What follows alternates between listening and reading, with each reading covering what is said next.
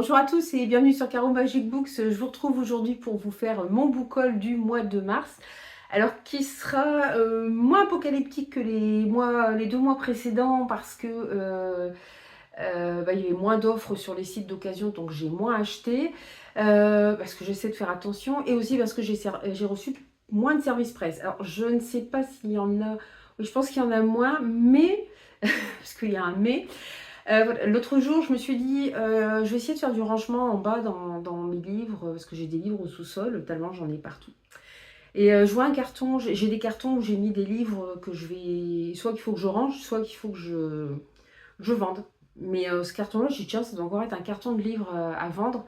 Je regarde, je dis, non, c'est pas, c'est des livres que soit on m'a offert, soit que j'ai acheté, je ne me souviens plus. Je ne sais pas depuis combien de temps le carton il est là, mais qui date pas de hier et que j'avais complètement oublié. Alors c'est vrai qu'il y avait des livres, je me disais, mais il me semblait que je l'avais celui-là. Je me disais, celui-là, je suis sûre de l'avoir. Alors je sais plus où je l'ai rangé, mais voilà, c'est le petit carton mystère. Donc de temps en temps, je vais piocher dedans au hasard un livre.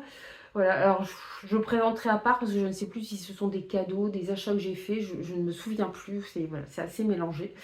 Mais voilà, mais je vais commencer par d'abord par les services de presse. Après, il y a des livres aussi que je me suis acheté. Voilà, j'ai eu pas mal de cartes cadeaux Cultura parce que j'accumule les points de fidélité, parce que je réponds à des sondages aussi et on peut avoir des cartes voilà, cadeaux. Donc il y a quelques livres aussi que du coup, j'ai pas vraiment payé ou alors j'avais une cagnotte sur Momox par exemple. Bon, je les ai quand même payés puisque c'est des livres que j'ai, enfin, du moins pour Momox, voilà, c'est parce que j'ai des livres que j'ai revendus. Mais c'est pareil, je vais les mettre un petit peu à part et moi je vais essayer de faire ça. Je ne l'ai pas encore fait pour mars, février, est-ce que je l'ai fait? Savoir combien je dépensais sur les livres par mois. Parce que là, je serais curieuse de savoir. Alors, non, janvier, j'ai pas fait parce que je dis janvier, c'était les promos, c'était pas la peine. Mais février, j'ai dû le faire. Et ouais, là, je vais essayer de le refaire aussi. Donc voilà, donc ce mystérieux carton, je vais en prendre un petit peu. J'en ai déjà mis aussi pour le book haul d'avril parce que je n'ai pas tout remonté parce que c'était un gros carton quand même. Voilà, donc je vais commencer tout de suite par les services de presse. Alors il y en a que j'ai déjà lu dans le lot, comme celui-ci qui est Heureux comme jamais de Guillaume Chamanadjian aux éditions aux Forges de Vulcain. En fait, il proposait de faire une lecture commune autour de ces titres et il proposait de, voilà, il fallait répondre à comment, dans leur lien en bio sur Facebook ou Instagram, pour demander à participer à cette LC, tout ça, où il vous pose quelques questions. Et voilà. Et sur le coup, je me suis dit, bah, j'ai vu que c'était passé sur certaines stories. Bon, bah, moi, j'ai pas été sélectionnée.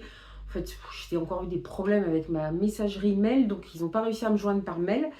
Et ils ont été très gentils, ils m'ont joint par... parce qu'ils auraient pu se dire, oh, de la merde, on va en prendre quelqu'un d'autre, quoi. Et ils ont été très gentils, ils m'ont contacté par Instagram, et j'ai eu le livre très rapidement, et du coup, j'ai pu participer à la LC. Alors, en fait, c'est un livre très court, hein. Et en fait, on devait le lire sur 3 semaines. Donc, il y avait une partie sur... Mais moi, je lisais la première partie, je la lisais en une soirée, et la deuxième. Et même comme ça, c'était trop décousu, le truc est assez court.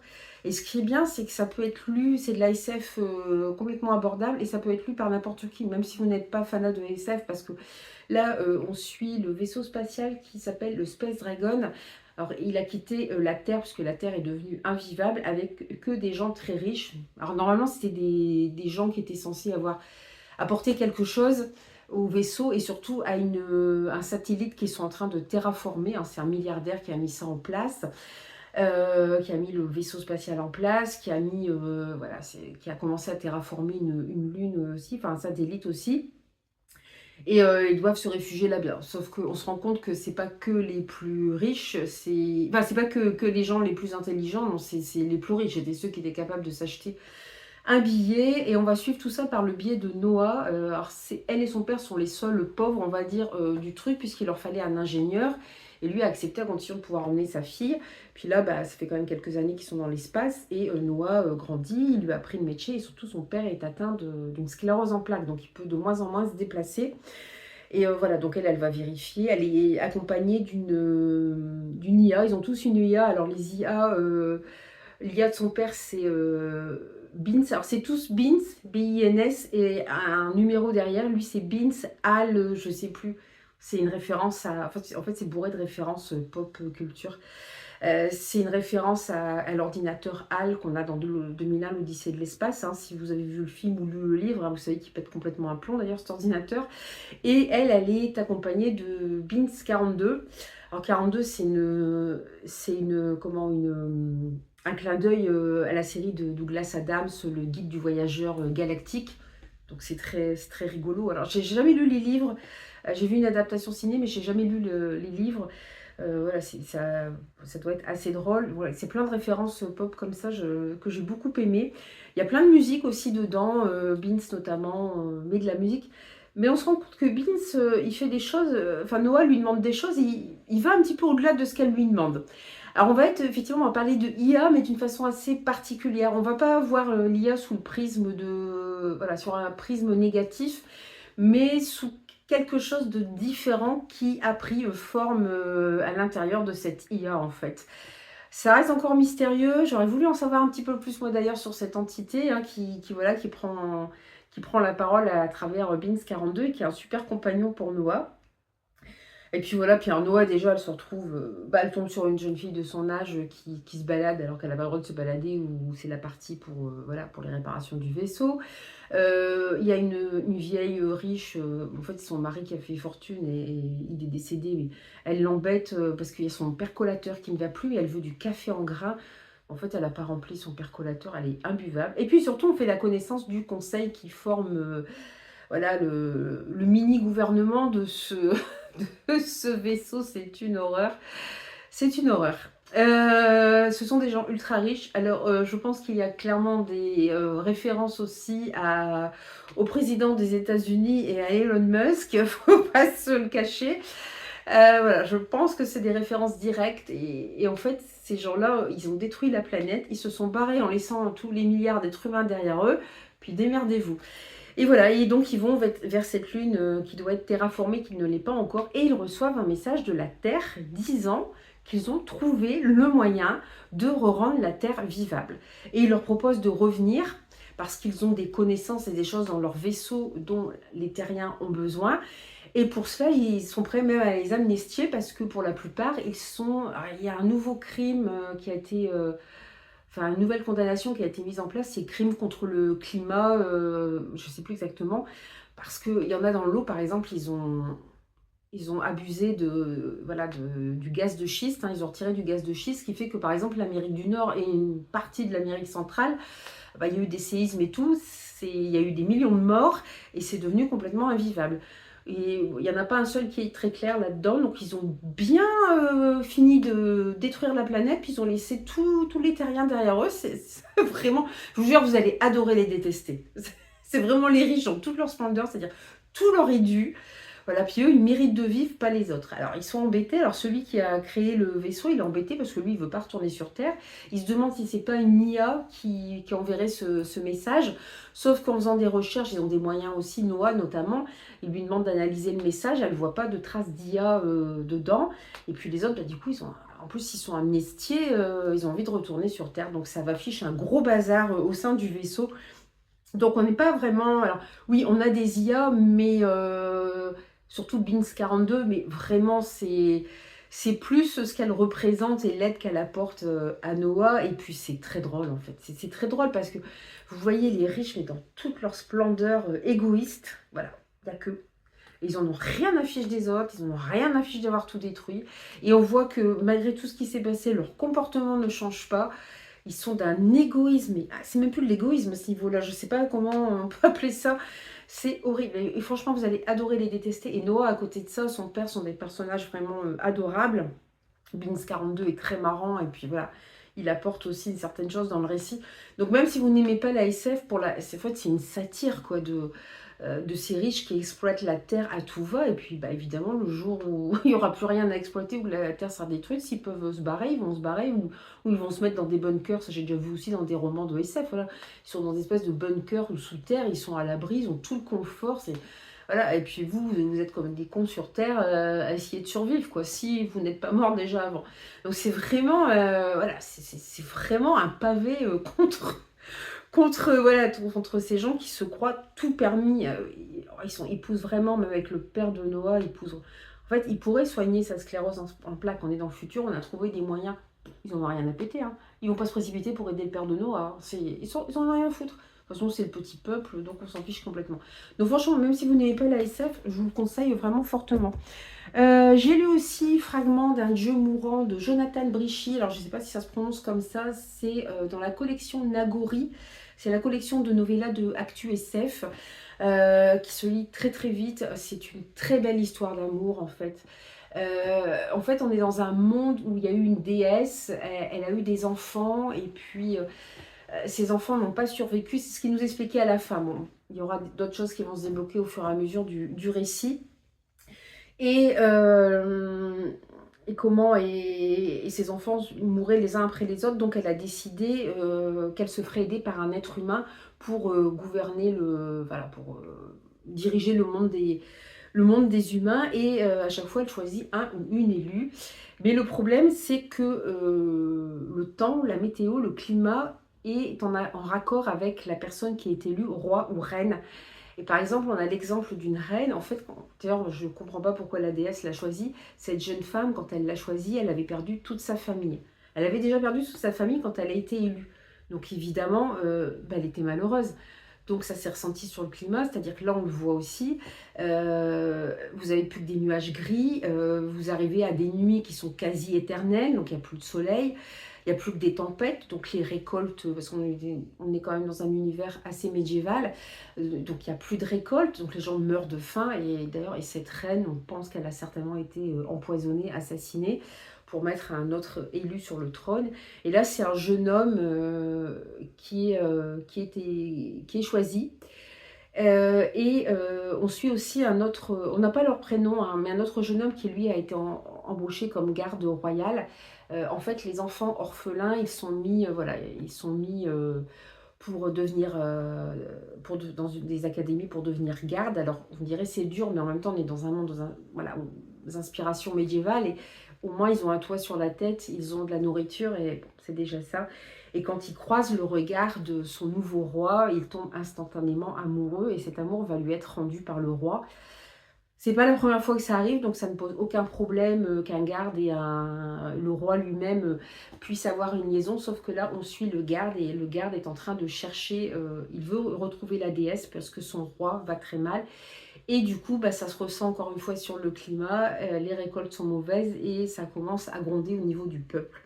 En fait, ce roi, on se rend compte, il était garçon de ferme, il travaillait dans une ferme. En fait, il a été abandonné par ses parents, tout bébé, dans une ferme. Et on sent que ça le travaille. Il n'a jamais connu ses parents, il ne sait pas pourquoi ils l'ont abandonné. Donc, comme toute personne qui a été abandonnée à la naissance, on se demande pourquoi. Je pense qu'on doit se demander, mais pourquoi, qu'est-ce que j'ai fait pour mériter ça? Donc c'est dur pour lui, puis d'un coup se retrouver roi, et ça pèse sur ses épaules, et ouais, il sombre dans une certaine mélancolie, et on voit son garde qui va tout faire pour retrouver la déesse. Donc il va aller jusqu'au bout de sa quête. Alors il est dans un paysage un peu de fin du monde, hein, c'est-à-dire que les gens s'entretuent pour survivre. Donc voilà, il retrouve des monceaux de cadavres, il est obligé de se battre lui-même, et il a les pieds ensanglantés, son armure, il en a quasiment plus, mais il continue sa quête, et puis on va avoir quelques réponses à la fin. Mais c'est très poétique, et par moments il y a des moments un petit peu plus crus où on voit les scènes d'amour entre le roi et son garde, où c'est un petit peu plus cru, mais ça passe crème parce que moi ça m'a pas gêné. Je sais qu'il y a des gens que ça a gêné. Moi ça m'a pas gêné parce que c'est tellement poétique en même temps, puis la quête de ce garde qui est prêt à tout pour l'homme qu'il aime. C'est vraiment très beau, et puis les réponses qui nous sont amenées aussi à la fin. Ça parle de sacrifice en fait, et d'amour. C'est vraiment un beau livre. Hein. Donc voilà, une nouvelle collection, ils en ont sorti 2 déjà. L'autre me tente, il fallait en choisir un sur les 2, c'est vrai que l'autre me tentait moins. Mais celui-ci est vraiment très très bon. Dans les poches, je vais essayer de vous faire un peu dans l'ordre. J'ai reçu le tome 2. Alors c'est les artefacts d'Uranos. Alors le premier, c'est les épreuves de la reine... je ne sais plus, j'ai oublié. Alors c'est là, le tome 2, c'est la loi du roi Aurore de Nisha J. Tully. C'est au livre de poche. En fait, moi je suis partenaire livre de poche imaginaire, et la community manager nous a super bien vendu le tome 1, donc j'ai demandé le tome 1, même si je sais que ça va être de la romantaisie, donc j'ai le tome 1, mais je vous l'ai déjà présenté le mois précédent. Puis voilà, donc du coup j'ai reçu aussi le tome 2. Alors là c'est pareil, je sais pas ce qui s'est passé avec le livre de poche. Il n'arrivait pas à me contacter, j'avais pas de mail, ma boîte mail déconnait, mais alors ils n'arrivaient plus non plus à me contacter sur Instagram. Donc j'ai bien fait parce que des fois j'hésite à contacter les gens, j'ai peur de les embêter, mais je fais bien parce qu'il y a des trucs, je me dis bah merde, j'ai pas de réponse, c'est bizarre. Et là, bah, j'ai bien fait de les contacter. Du coup, j'ai tout reçu un petit peu en même temps. J'ai reçu aussi de leur part la maison aux pâtes de poulet. Alors, ça fait 2 fois qu'ils m'envoient des livres de poche. Je me dis, mais pourquoi ils m'envoient ces livres de poche-là? Je les ai pas demandés. Mais en fait, c'est dans le cadre du prix des lecteurs. Parce que je suis aussi jury prix du lecteur livre de poche imaginaire. Donc, j'avais reçu Nettle and Bone aussi. Mais en plus, parce que c'est des livres que j'ai en grand format, en fait. Nettle and Bone et la maison aux pâtes de poulet. Donc, je me suis dit, mais pourquoi j'ai pas demandé ça? Après, c'est dans le cadre. Il y a la grosse pastille, hein, c'est vrai. Voilà, donc la maison aux pâtes de poulet, bah, on va être, on est à notre époque et puis on va suivre en fait les descendants de Baba Yaga qui vont apparemment hériter de cette maison aux pâtes de poulet. J'ai acheté, non c'est mon mari qui m'a offert le grand format. Il me l'a offert certainement pour la Saint-Valentin, je crois. Donc parce qu'il est sorti en début d'année dernière, je l'ai toujours pas lu. Bon là du coup, je vais le lire. Et j'ai reçu de la part de Bragelonne, ils sont en train de ressortir en poche les nouvelles de Lovecraft. Donc là, c'est les Contrées du rêve. Donc il y a plusieurs, il y a pas mal de nouvelles dedans. Comme je voulais me remettre à lire Lovecraft, et ben voilà, pile, je leur ai demandé. Ils m'ont gentiment envoyé, donc je suis super contente. Enfin, je pense que je vais lire une nouvelle par-ci, par-là. Ça va être super. Dans les livres que j'ai... ah bah non, j'en ai encore un là de poche. J'ai reçu aussi La Cité des Marches. J'ai demandé de Robert Jackson Bennett, ce Thomas des Cités Divines. C'était sorti chez Albert Michel Imaginaire. Alors Robert Jackson Bennett, j'avais lu le tome 1 des Maîtres enlumineurs et le système de magie est incroyable dedans. Il est incroyable, mais je sais pas, j'ai pas accroché, ça m'a semblé trop complexe. Alors peut-être que je l'ai lu au mauvais moment. J'avais emprunté en médiathèque, je ne l'ai pas redemandé. Du coup, celui-là, j'hésitais à y aller. Bon, je dis, bon là, bon, comme j'avais l'occasion de le recevoir, je dis là, je vais le lire parce que beaucoup de personnes m'ont dit que ça n'avait rien à voir avec les maîtres enlumineurs. Donc, bah, du coup, je vais tester aussi. Et dans celui-là, je l'ai fini juste aujourd'hui. En fait, hier soir, je m'endormais, donc j'ai dit, j'arrête. Et en fait, il me restait plus que 2 pages à lire. La fin, c'est une nouvelle. Je sais pas. Bon, j'aurais pu finir hier soir. Que j'ai eu la chance aussi de refaire en service de presse de la part des éditions Léa, c'est Le Temps de la Terreur. Alors c'est le tome 1 de Sang et d'Os de John Gwynne, c'est sa nouvelle saga. Alors moi j'ai lu le tome 1 de la Confrérie du Sang, La Fin des Dieux, je crois que c'est le premier, je sais plus. Et ça en fait, alors je l'ai demandé quand même, après ils ont demandé aussi, Léa, sur leur questionnaire, ils demandaient si on avait lu la tétralogie, le livre des Terres bannies, parce que ça se passe plusieurs années après les événements de la tétralogie, le livre des Terres bannies, donc c'est spoilant. Alors moi évidemment les spoils, je ne sais pas lesquels c'est, puisque je n'ai pas lu voilà, les Terres bannies, j'ai les 3 premiers tomes d'ailleurs dans ma palle, mais je pense que voilà, si je relis du John Gwynne, si j'ai le temps de recaser, je relirai, je vais plutôt continuer la Confrérie du Sang, voilà, parce qu'il y a 3 tomes, et puis j'ai déjà lu le tome 1.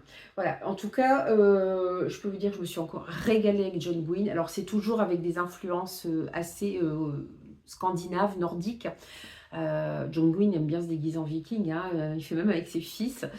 Puis il a toujours un petit mot pour sa femme qu'il remercie, et sa femme s'appelle Caroline, donc c'est vrai que du coup c'est facile à retenir. Et voilà, et je me suis encore régalée, on a plusieurs points de vue, donc ça fait, ouais, pas une suite, mais c'est vrai que ça fait écho aux Terres bannies, et apparemment il y a les Ben Elim, c'est ça? Je sais pas où ils vont chercher leur nom dans les l'Heroic Fantasy, mais alors moi qui ai déjà du mal avec les prénoms. C'est les Ben Elim qui ont lutté contre les Kadoshim. Alors les Kadoshim sont des sortes d'incarnations sur Terre de démons, alors que les Ben Elim sont des... On pourrait les comparer à nos anges en fait, des anges qui se sont incarnés aussi sur Terre pour lutter contre les Kadoshim. Sauf que là, ils mettent en place une paix, mais une paix qui va quand même un petit peu vers la dictature sur ce qu'ils imposent à certains humains. Je vais y arriver. Voilà, donc on suit un jeune garçon qui va être emmené par les Ben Elim. Il va servir en fait, alors il va être leur pupille, mais vous savez, un peu comme autrefois on donnait des fils de nobles ou des fils de rois, ils allaient dans un pays quand un pays avait perdu la guerre. Je sais pas, par exemple, François Ier a donné ses 2 fils en pupille à l'Espagne. Enfin, ça devait, je sais pas si c'était déjà le Saint-Empire romain germanique à cette époque-là. Mais ses 2 fils étaient otages en fait, hein. C'est-à-dire que si c'était pas bien tenu, ils l'auraient tué. Donc là c'est pareil, c'est Bleda, je crois, c'est ça, Belda ou Bleda. Donc il est emmené, alors que bon, parce que c'est Bleda, ouais, parce que c'est le clan de sa mère et celui et un autre clan se battent et les Ben Elim veulent la paix entre les humains. Donc c'est assez radical parce qu'ils font des choses waouh, assez dures quand même. Puis ils imposent. Il y a un moment, ils demandent un tribut de chair parce qu'ils se rendent compte que les Kadoshim sont en train de revenir. Alors, le grand méchant chef des Kadoshim, normalement, alors, il n'est pas complètement mort, mais un autre Ben Elim a fait le sacrifice de, voilà, de le retenir sous terre, mais il serait encore vivant. Donc puis les Kadoshim sont en train apparemment de mettre quelque chose en place aussi, avec l'aide d'humains. On ne sait pas trop, je ne vais pas vous en dire plus, mais voilà, ils sont en train de trafiquer des choses pas très nettes. D'ailleurs, certainement d'utiliser la magie noire. Et puis, donc il avait son point de vue à lui. Les femmes sont des warriors hein, là-dedans, hein, à chaque fois, je vous le dis. On suit Rive. Rive, elle rêve d'intégrer les ailes blanches. Alors les ailes blanches, c'est une garde qui combat auprès des Ben Elim. Sauf que Rive, elle ne sait pas contrôler sa colère. D'ailleurs, on voit au fur et à mesure que sa colère, on a l'impression qu'elle rentre un peu dans un état de berserker, vous savez, cette rage guerrière que vous ne pouvez pas contrôler, mais que normalement vous n'avez que quand vous vous battez. Et elle, on sent que... Ouais. Et comme d'habitude avec John Green, on se dit, on va avoir des surprises à la fin, il y a des choses cachées qui vont nous être révélées, et oui, c'était super. On va suivre aussi le point de vue de Drem, qui est avec son père Olin. Ils sont trappeurs. Ils sont trappeurs, mais en dehors des terres bannies. Et on se dit, il y a quelque chose aussi. Son père doit lui cacher des choses. Pourquoi l'a-t-il emmené là? Et voilà, on va faire des découvertes effectivement sur Drem, sur Olin. Son père a essayé de protéger son fils, mais bon, malheureusement, ils sont rattrapés par tout ce qui se passe. Et on va suivre Sig, qui est une géante. Les géants jouent un rôle très important dans ces récits, puisqu'ils ont aidé les Ben Elim à combattre les Kadoshim. En plus, les géants, c'est pareil, c'était différents clans qui ne s'entendaient pas entre eux, et ils ont fait front pour battre les Kadoshim, mais ils ont laissé beaucoup des leurs aussi dedans. Je pense qu'on retrouve beaucoup de personnages de géants, notamment dans la tétralogie des Terres bannies. Voilà. Et Sig, c'est une guerrière géante, tout simplement incroyable. Voilà, c'est le genre de personnage que j'adore suivre. Ouais, elle est incroyable. Elle chevauche une ours pour pouvoir se battre. Ouais. Elle se rend compte aussi que les Kadoshim reviennent et, encore une fois, qu'ils font des choses étranges et des cérémonies, des rituels étranges et qu'ils ne sont pas seuls. Donc évidemment, tous ces personnages vont... Alors, ils ne vont pas tous se rencontrer dans ce premier tome, mais une certaine partie, puis il va y avoir des révélations de fait. Je peux vous conseiller de lire John Gwynne si vous aimez la high fantasy. J'ai trouvé qu'il était moins complexe que, que le tome 1 de son autre saga, La confrérie du sang. Il y avait peut-être pas moins de POV, mais moins de personnages, moins de lieux. Il est moins gros aussi, que le livre des Terres bannies. C'est des pavasses, hein. Celui-là est moins gros. Si vous enlevez la nouvelle à la fin, il fait même pas 400 pages. Hein. Donc, et j'ai trouvé, ou alors peut-être que je m'habitue plus à la high fantasy, je sais pas, mais déjà il est moins gros. Et j'ai vu que Perfect Flow l'avait lu aussi, et là, elle avait, qu'est-ce qu'elle a lu d'autre de John Gwynne? Je sais plus. Je suis pas sûre qu'elle ait lu, ou les Terres bannies, elle a peut-être lu le tome 1, oui c'est ça, elle a lu le tome 1 des Terres bannies, elle a trouvé que c'était beaucoup plus complexe aussi les Terres bannies, et oui c'est une pavasse, hein. Moi je les ai dans ma bibliothèque, c'est vrai que c'est des pavasses. Donc voilà, c'était vraiment, vous voyez tous les boucliers, voilà. Il y a beaucoup de combats, il y a beaucoup d'épiques aussi dedans. Il y a l'honneur, la bravoure qui sont mis en avant, mais aussi les travers de certaines personnes. Bon, ça, vous voyez, ça correspond à un ordre. Alors, c'est l'ordre de l'étoile. Est-ce que c'est noté? Moi, bon, je retiens plus rien. Moi, alors enfin, si, je retiens quand même l'essentiel de l'histoire, mais c'est un ordre qui a été fondé par des géants dont fait partie Sig et qui... Voilà, sont un petit peu plus distants avec les Ben Elim, ils ne leur obéissent pas aveuglément, ils tiennent à garder leur indépendance et ils ont bien raison parce que les Ben Elim, ils sont pas parfaits non plus. J'ai reçu, tu vois, je ne l'ai pas encore lu, je me suis dit, vu que les éditions du Seuil m'avaient contacté pour les 2 premiers, je dis, ils vont peut-être me contacter pour celui-là. Alors je l'ai reçu après qu'il soit sorti, mais c'est pas grave, je ne sais pas quand est-ce que je vais le caser, mais voilà, j'ai reçu le dernier Uketsu, Strange Buildings.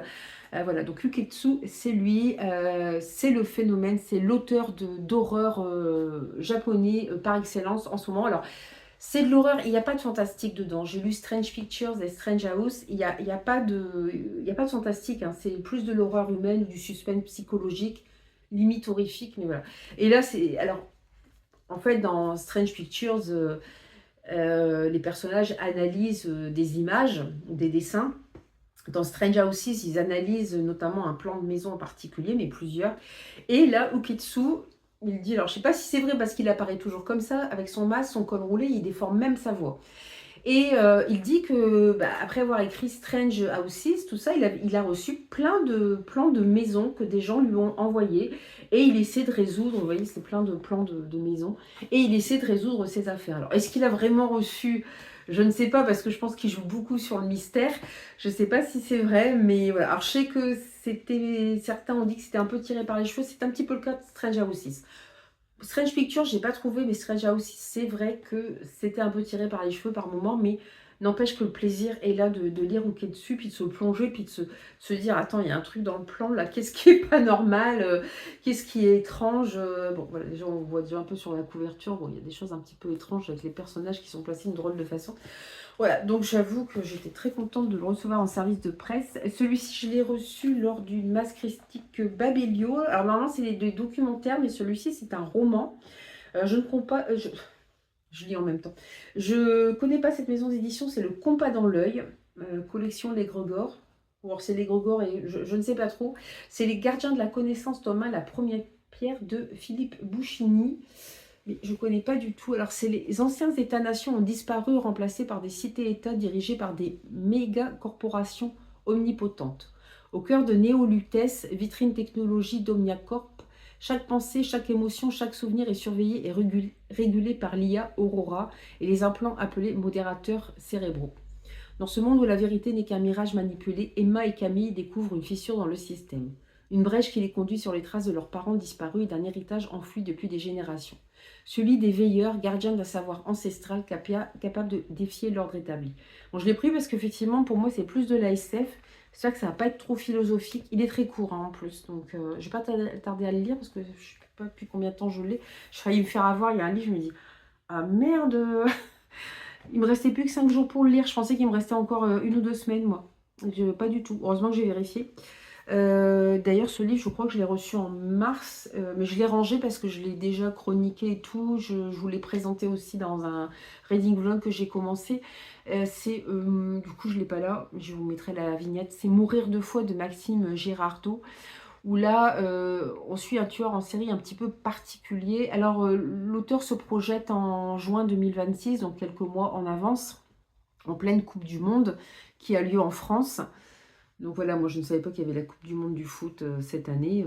Je demandais à mes enfants, je disais, bah ouais maman, enfin, il y a l'air de dire, mais enfin, oui maman est coupée du monde et maman n'est pas prête de se raccrocher au monde. Le peu que j'en vois, ça me donne pas envie. Mais bref, donc voilà, il imagine ça, ce qui fait que ça va créer notamment beaucoup de débordements. En plus, il finit par y avoir une sorte de révolte, rébellion qui fait penser voilà, à tout ce qui s'est passé avec les Gilets jaunes, où les gens en ont marre de ce qui se passe en France, et voilà, ça part un peu dans tous les sens, et du coup, il y a des bavures policières, il y a des débordements, des casseurs, enfin, voilà, donc on voit nos personnages en plus évoluer à travers Paris, c'est un peu compliqué, et en fait, la police suit un tueur en série, et nous, on assiste au 5e meurtre. En fait, il a trouvé, grâce à une IA, le moyen de retirer enfin, de garder les souvenirs et les pensées, la façon de penser des gens qu'il tue. Alors, c'est pas anodin parce que les gens qu'il tue sont tous rattachés à une entreprise d'IA. Et voilà, on va vite savoir qui est le tueur et pourquoi, on va découvrir petit à petit pourquoi il a fait ça, même si à la fin il y a un petit plot twist aussi concernant ce tueur. Voilà, donc il a déjà tué 4 personnes. Là, quand on commence le roman, il en est à sa 5e personne. Cet homme s'est jamais remis de la mort de sa femme et il n'a pas su s'ouvrir à sa fille qui avait que 8 ans quand sa femme est morte. Elle en a 15 maintenant, c'est elle l'héroïne une des héroïnes du roman. Et ouais, il n'a pas su voilà, montrer ses émotions, même si sa fille sait qu'il l'aime. Voilà, il n'a pas su montrer de la tendresse. On ne parlait plus de sa mère qui est morte d'un cancer. C'est très dur. Donc on suit aussi le psychiatre de cette jeune fille, hein, puisque la mère connaissait très bien, était très amie avec un psychiatre. Elle lui a demandé de prendre soin de sa fille. Et elle est particulière, elle est neuroatypique. Elle est synesthète. Voilà, alors Adeline des Fantaisies de Bullish, on a beaucoup parlé de la synesthésie, c'est-à-dire que vous mettez des couleurs sur certaines choses. Apparemment, c'est quelque chose qu'on voit notamment en musique, c'est-à-dire que vous mettez de la couleur sur une note de musique. J'avoue que c'est un concept qui est un peu compliqué pour moi, hein, quand vous l'avez pas, c'est un peu compliqué de vous en rendre compte vraiment. Donc elle, par exemple, à un moment, il y a quelqu'un enfin, il y a une bombe lacrymogène qui... comment pas une bombe... euh, ouais, c'est... Enfin, pas un gaz moutarde, mais je sais plus, un truc qui explose et elle y voit du vert, elle, par exemple. Sauf qu'elle est débordée par sa synesthésie, elle n'arrive pas à la contrôler. Donc pour la contrôler ses angoisses, elle fait des calculs sans arrêt des probabilités. C'est sa façon de penser, c'est sa façon de se calmer. Et elle retourne voir son père, et là, elle découvre son père mort. Alors normalement, elle était censée être au lycée, mais comme elle avait une crise de panique, elle est partie du lycée. Et du coup, elle prend le portable parce que les policiers n'ont jamais réussi. Parce que pour ouvrir le portable et avoir accès aux souvenirs des personnes mortes, il faut poser la bonne question. Sauf que les policiers n'ont jamais trouvé la bonne question. Donc elle a peur qu'on perde définitivement la mémoire de son père. Donc elle prend le portable. Donc la commissaire qui est chargée d'enquêter là-dedans, qui est un personnage assez particulier parce que c'est quelqu'un qui a beaucoup de colère et de violence en elle. Voilà, du coup, ils vont se mettre à sa poursuite et à la poursuite du psychiatre qui va l'aider. Voilà, il y a des personnages vraiment très atypiques, très intéressants. J'ai vraiment beaucoup aimé. Et puis surtout, l'auteur, Maxime Girardot, j'ai déjà lu Ego de cet auteur. Il a écrit un livre en disant « Je l'ai écrit avec de l'IA ». Il travaille dans l'IA, mais c'est pour montrer les dérives de l'IA et que si on ne fait pas attention, parce que l'IA, pour l'instant, c'est quand même alimenté par les humains. Elles ne sont pas autonomes. Donc il faut qu'on fasse très attention. Il y a plein de réflexions en plus sur les IA, notamment déjà cette façon d'utiliser l'IA pour garder les souvenirs et la mémoire de quelqu'un. Vous imaginez ce que ça peut donner quand vous perdez un être proche. Voilà, donc voilà, il a vraiment une vision éthique de l'IA qui est vraiment super intéressante. Donc c'est un suspense, hein, c'est très haletant, il n'y a pas de temps mort et en même temps vous avez ces petits trucs qui arrivent sur l'IA. Et il a donné, alors j'en ai parlé dans un reading vlog, donc je vais peut-être pas trop en parler ici, mais il a donné des chiffres, c'est effarant. Il y a plusieurs milliards de personnes qui utilisent l'IA actuellement, plusieurs millions qui l'utilisent quotidiennement. Et ils ont fait des études notamment aux États-Unis.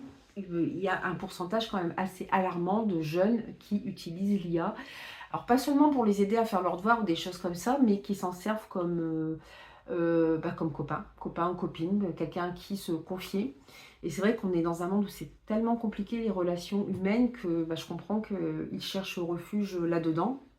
Et certains ont même une relation romantique avec leur IA, c'était noté.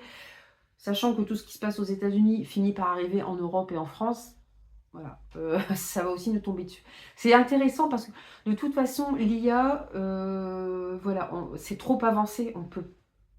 On n'arrêtera pas l'IA. Je veux dire, c'est ce que je disais dans mon reading vlog, mais sauf météore qui s'arrête, enfin là, qui explose sur Terre, on n'arrêtera pas l'IA. On est déjà dedans. Comme on n'arrêtera pas la robotique, comme on va avoir, ils annoncent pour 2050. Beaucoup plus de robots humanoïdes. C'est en cours, c'est trop tard, on ne peut rien faire contre. C'est comme ça, c'est... Mais à nous, alors nous, à notre petit niveau, on ne travaille pas dans l'IA, on ne peut pas faire grand-chose, mais à nous de faire attention, je veux dire. C'est vrai que moi, bon, j'utilise plus du tout d'image IA, par exemple, ce que j'ai fait pas mal à une époque. Mais voilà, je ne fais la morale à personne, parce que franchement, les gens qui vous gonflent, qui vous stalkent, pour des conneries comme ça, et qui feraient mieux de balayer devant leur cours, je vous jure que ça, j'en ai ras-le-bol aussi. Voilà, donc je n'émets pas de jugement, mais voilà, c'est pour rappeler que c'est un peu comme, voilà, des fois on se dit, merde, je fais des trucs pour l'écologie, mais est-ce que ça sert à quelque chose? Oui, on fait notre tri, on ne laisse pas les lumières allumées pour rien, on fait attention à l'énergie, voilà, c'est peut-être pas grand-chose, mais au moins on essaie de faire quelque chose à notre petit niveau. On peut pas, voilà, on n'est pas à la tête de gouvernement, on n'est pas à la tête de grosses entreprises, on peut pas faire des choses extraordinaires, mais lui, il veut avertir là-dessus et c'est vraiment important. C'est vraiment, j'aime beaucoup son approche de l'IA, elle est vraiment passionnante et ouais, puis elle fait réfléchir, quoi, et on se dit qu'on a un rôle encore à jouer dans tout ça. Ensuite, j'ai reçu aussi, alors ça me fait bizarre, parce que je l'ai lu aussi, celui-ci, le tome 3 de La Voix de Laurée de Marie Fabre. Donc là, c'est Le Pion de la Nation aux éditions Nemos, Naos. Très bien, quoi. J'avais adoré le tome 1, je vous en ai déjà parlé. On est dans un monde imaginaire qui fait un peu steampunk, qui fait penser à la Londres de la fin du 19e, tout début 20e. Et voilà, et on va suivre des personnages. Alors, on est dans une cité qui est devenue riche grâce à l'oré, qui est un métal qui est capable de produire de l'énergie de façon infinie. Donc un métal très précieux. Alors évidemment, vous avez plein de, je ne sais plus comment ils les appellent, plein d'hommes riches qui ont mis voilà, le grimpin là-dessus. Eux vivent confortablement. C'est dans la cité de Bohême, je crois. C'est la cité de Bohême. Ah, il n'y a pas de carte dans le troisième. Ça doit être la cité de Bohême et l'état de Victoria. Si je dis pas de bêtises. Donc ils vivent confortablement et puis pendant ce temps-là, ils exploitent les ouvriers qui vivent dans des quartiers pauvres, entassés les uns sur les autres. Et en plus, alors il y a un quartier avec des gens de la classe moyenne. Voilà, ça se dégroupe, ça se coupe en 3 quartiers. Et on va suivre Hatcher qui lui fait partie de la classe moyenne, qui vient d'être embauché dans un journal, un grand journal. Et lui, c'est son rêve d'être journaliste. C'est un petit peu les dents qui rayent le parquet quand même. Il sort avec une jeune femme qui est issue de ces hommes, de ces, voilà, de ces gros entrepreneurs qui gagnent énormément d'argent. Et puis en même temps, dans les quartiers pauvres, il y a une épidémie qui sévit. Personne n'arrive à trouver d'où vient cette épidémie, ni comment la soigner, si ce n'est qu'il y a un mystérieux médecin qui soigne les pauvres. On ne sait pas qui il est, on ne sait pas comment il a trouvé le remède, mais il soigne les pauvres. Et puis dans le même temps, il y a un tueur en série. Alors ça fait penser à Jack l'Éventreur, sauf que là, il s'attaque aux riches. Donc il s'attaque notamment à ces grands chefs d'entreprise. Et puis Hatcher, il aimerait bien enquêter sur le tueur en série. Et puis en fait, non, on l'envoie dans les quartiers riches pour interviewer le fils d'un de ces riches entrepreneurs, Willem, qui va jouer un rôle très très très important dans l'histoire aussi. Voilà, je vous en dis pas plus, j'ai eu un gros coup de cœur, surtout pour le tome 1. La saga est vraiment incroyable. À la fin, je me suis dit, mais j'ai la suite, qu'est-ce qui va se passer? Et voilà, c'est vraiment très prenant. Encore une fois, c'est pas manichéen, voilà, ça pousse à la réflexion, Naos, voilà, tout en développant beaucoup de la psychologie, la relation des personnages qui sont ni tout blanc ni tout noir, même s'ils font des choses répréhensibles, on peut comprendre pourquoi ils agissent comme ça. C'est vraiment super. Marie-Fab nous met vraiment des personnages super intéressants et tout en nous mettant des intrigues aussi, des complots derrière, des intrigues politiques. J'ai adoré et voilà. Donc c'est fini maintenant. Mais bon, Marie Fabre écrit toujours, hein, donc elle a sorti un autre roman, mais plus de fantaisie, d'inspiration asiatique, d'après ce que j'ai vu chez Gulfstream. Je pense que je me le procurerai aussi. J'ai reçu le 4e et dernier tome de Réseau Royal de Camille Versii, donc aux éditions Château d'Âme. Voilà, toujours avec ce superbe jaspage. Voilà, donc là, en fait, au début, je vous ai dit, on est dans une uchronie. La Révolution française n'a pas fonctionné et on est au XXIe siècle, mais ce sont toujours des rois et des reines qui gouvernent l'Europe, notamment en France, où François VI meurt très subitement alors qu'il n'a qu'une cinquantaine d'années, qu'il était en pleine forme. Et c'est son fils, le jeune Louis XX, qui n'est pas vraiment préparé à prendre le pouvoir, qui va se retrouver à la tête de la France. Dans le même temps, on suit Katharina, qui est l'infante d'Espagne, donc la princesse d'Espagne, qui fuit l'Espagne. On va savoir pourquoi elle fuit l'Espagne. On va suivre Julie, c'est le premier personnage qu'on voit, et elle est envoyée pour devenir domestique à Versailles, et pour prendre des renseignements, pour espionner, et en fait on sait qu'il y a quelqu'un dans l'ombre qui veut faire tomber la monarchie. On suit Thomas, qui est un kidam. Alors, le réseau royal, c'est un réseau social qui cartonne dans toute l'Europe, qui a été inventé par un Français, je ne sais plus son nom, qui a été anobli d'ailleurs par François VI. Et en fait, voilà, vous pouvez accéder notamment à ce qui se passe à Versailles, 24 jours sur 24, 7 jours sur 7, mais c'est selon votre niveau social. Voilà, vous avez, par exemple, les plus bas, c'est terre et rouille, donc c'est genre, c'est les criminels, les asociaux, les marginaux, voilà, qui sont mis de côté. Et plus vous grimpez dans l'échelle sociale, et plus évidemment vous pouvez accéder à ce réseau. Les nobles ont évidemment accès à tout de par leur naissance, donc il y a déjà une grande disparité. Puis Thomas, c'est un gars lambda qui monte les échelons au sein de son travail, qui s'entend bien avec sa famille, qui a une petite amie, et puis alors nous, voilà, par une série de circonstances, il va se retrouver relégué. Il pense grimper encore d'échelon et il se retrouve très très bas. Et là, il perd tout, son travail. Sa petite amie le quitte, ses parents ne veulent plus le voir. Il doit aller, normalement, il devait aller à l'inauguration du resto de son frère. Son frère ne veut pas le voir puisque tout est filmé, tout passe sur réseau. Il veut pas que, voilà, que son frère apparaisse. C'est terrible, c'est horrible. Et dans le tome 2, bon, du coup, il y a pas mal de complots. Et dans le tome 2, on se rend compte des dangers des réseaux sociaux, parce qu'en fait, on est hyper manipulé par les réseaux sociaux, quoi. Ils mettent ce qu'ils veulent et ils arrivent à faire en sorte que le peuple s'énerve contre un tel ou une telle. C'est horrible. Et dans le troisième tome, on va toujours suivre ces 4 personnages, voir comment ils vont évoluer. Puis c'est vrai que se pose la question aussi de est-ce qu'au XXIe siècle, et on peut encore avoir des monarchies. Alors, des monarchies, il y en a encore en Europe, hein, mais elles ne gouvernent plus. Sauf que là, par exemple, au Royaume-Uni, on a bien une monarchie qui gouverne. Hein. C'est pas, voilà, c'est pas qu'une monarchie de façade. Ils gouvernent toujours. En Russie, alors on n'est plus vraiment dans l'Europe, mais en Russie, il y a toujours un tsar. Voilà, il n'y a que aux États-Unis. Aux États-Unis, c'est bien une démocratie. D'ailleurs, ça les fait chier qu'en Europe, ce soit encore des monarchies. Donc, ils vont aussi mettre leur grain de sel hein, dans tout ça. Voilà, donc c'est franchement, et je trouve que le tome 3, je pensais pas qu'il gagnerait autant en intensité.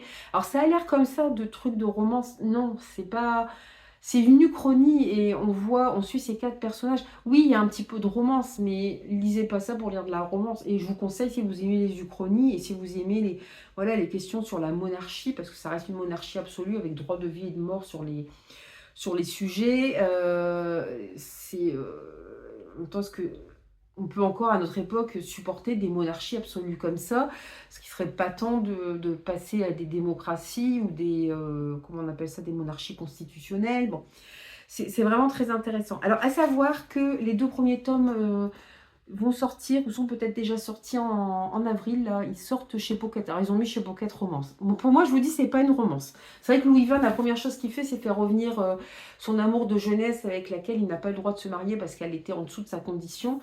Mais franchement, oui, il y a une histoire d'amour qui est importante, mais ça prend pas toute la place. Vous n'avez pas de scène de smut.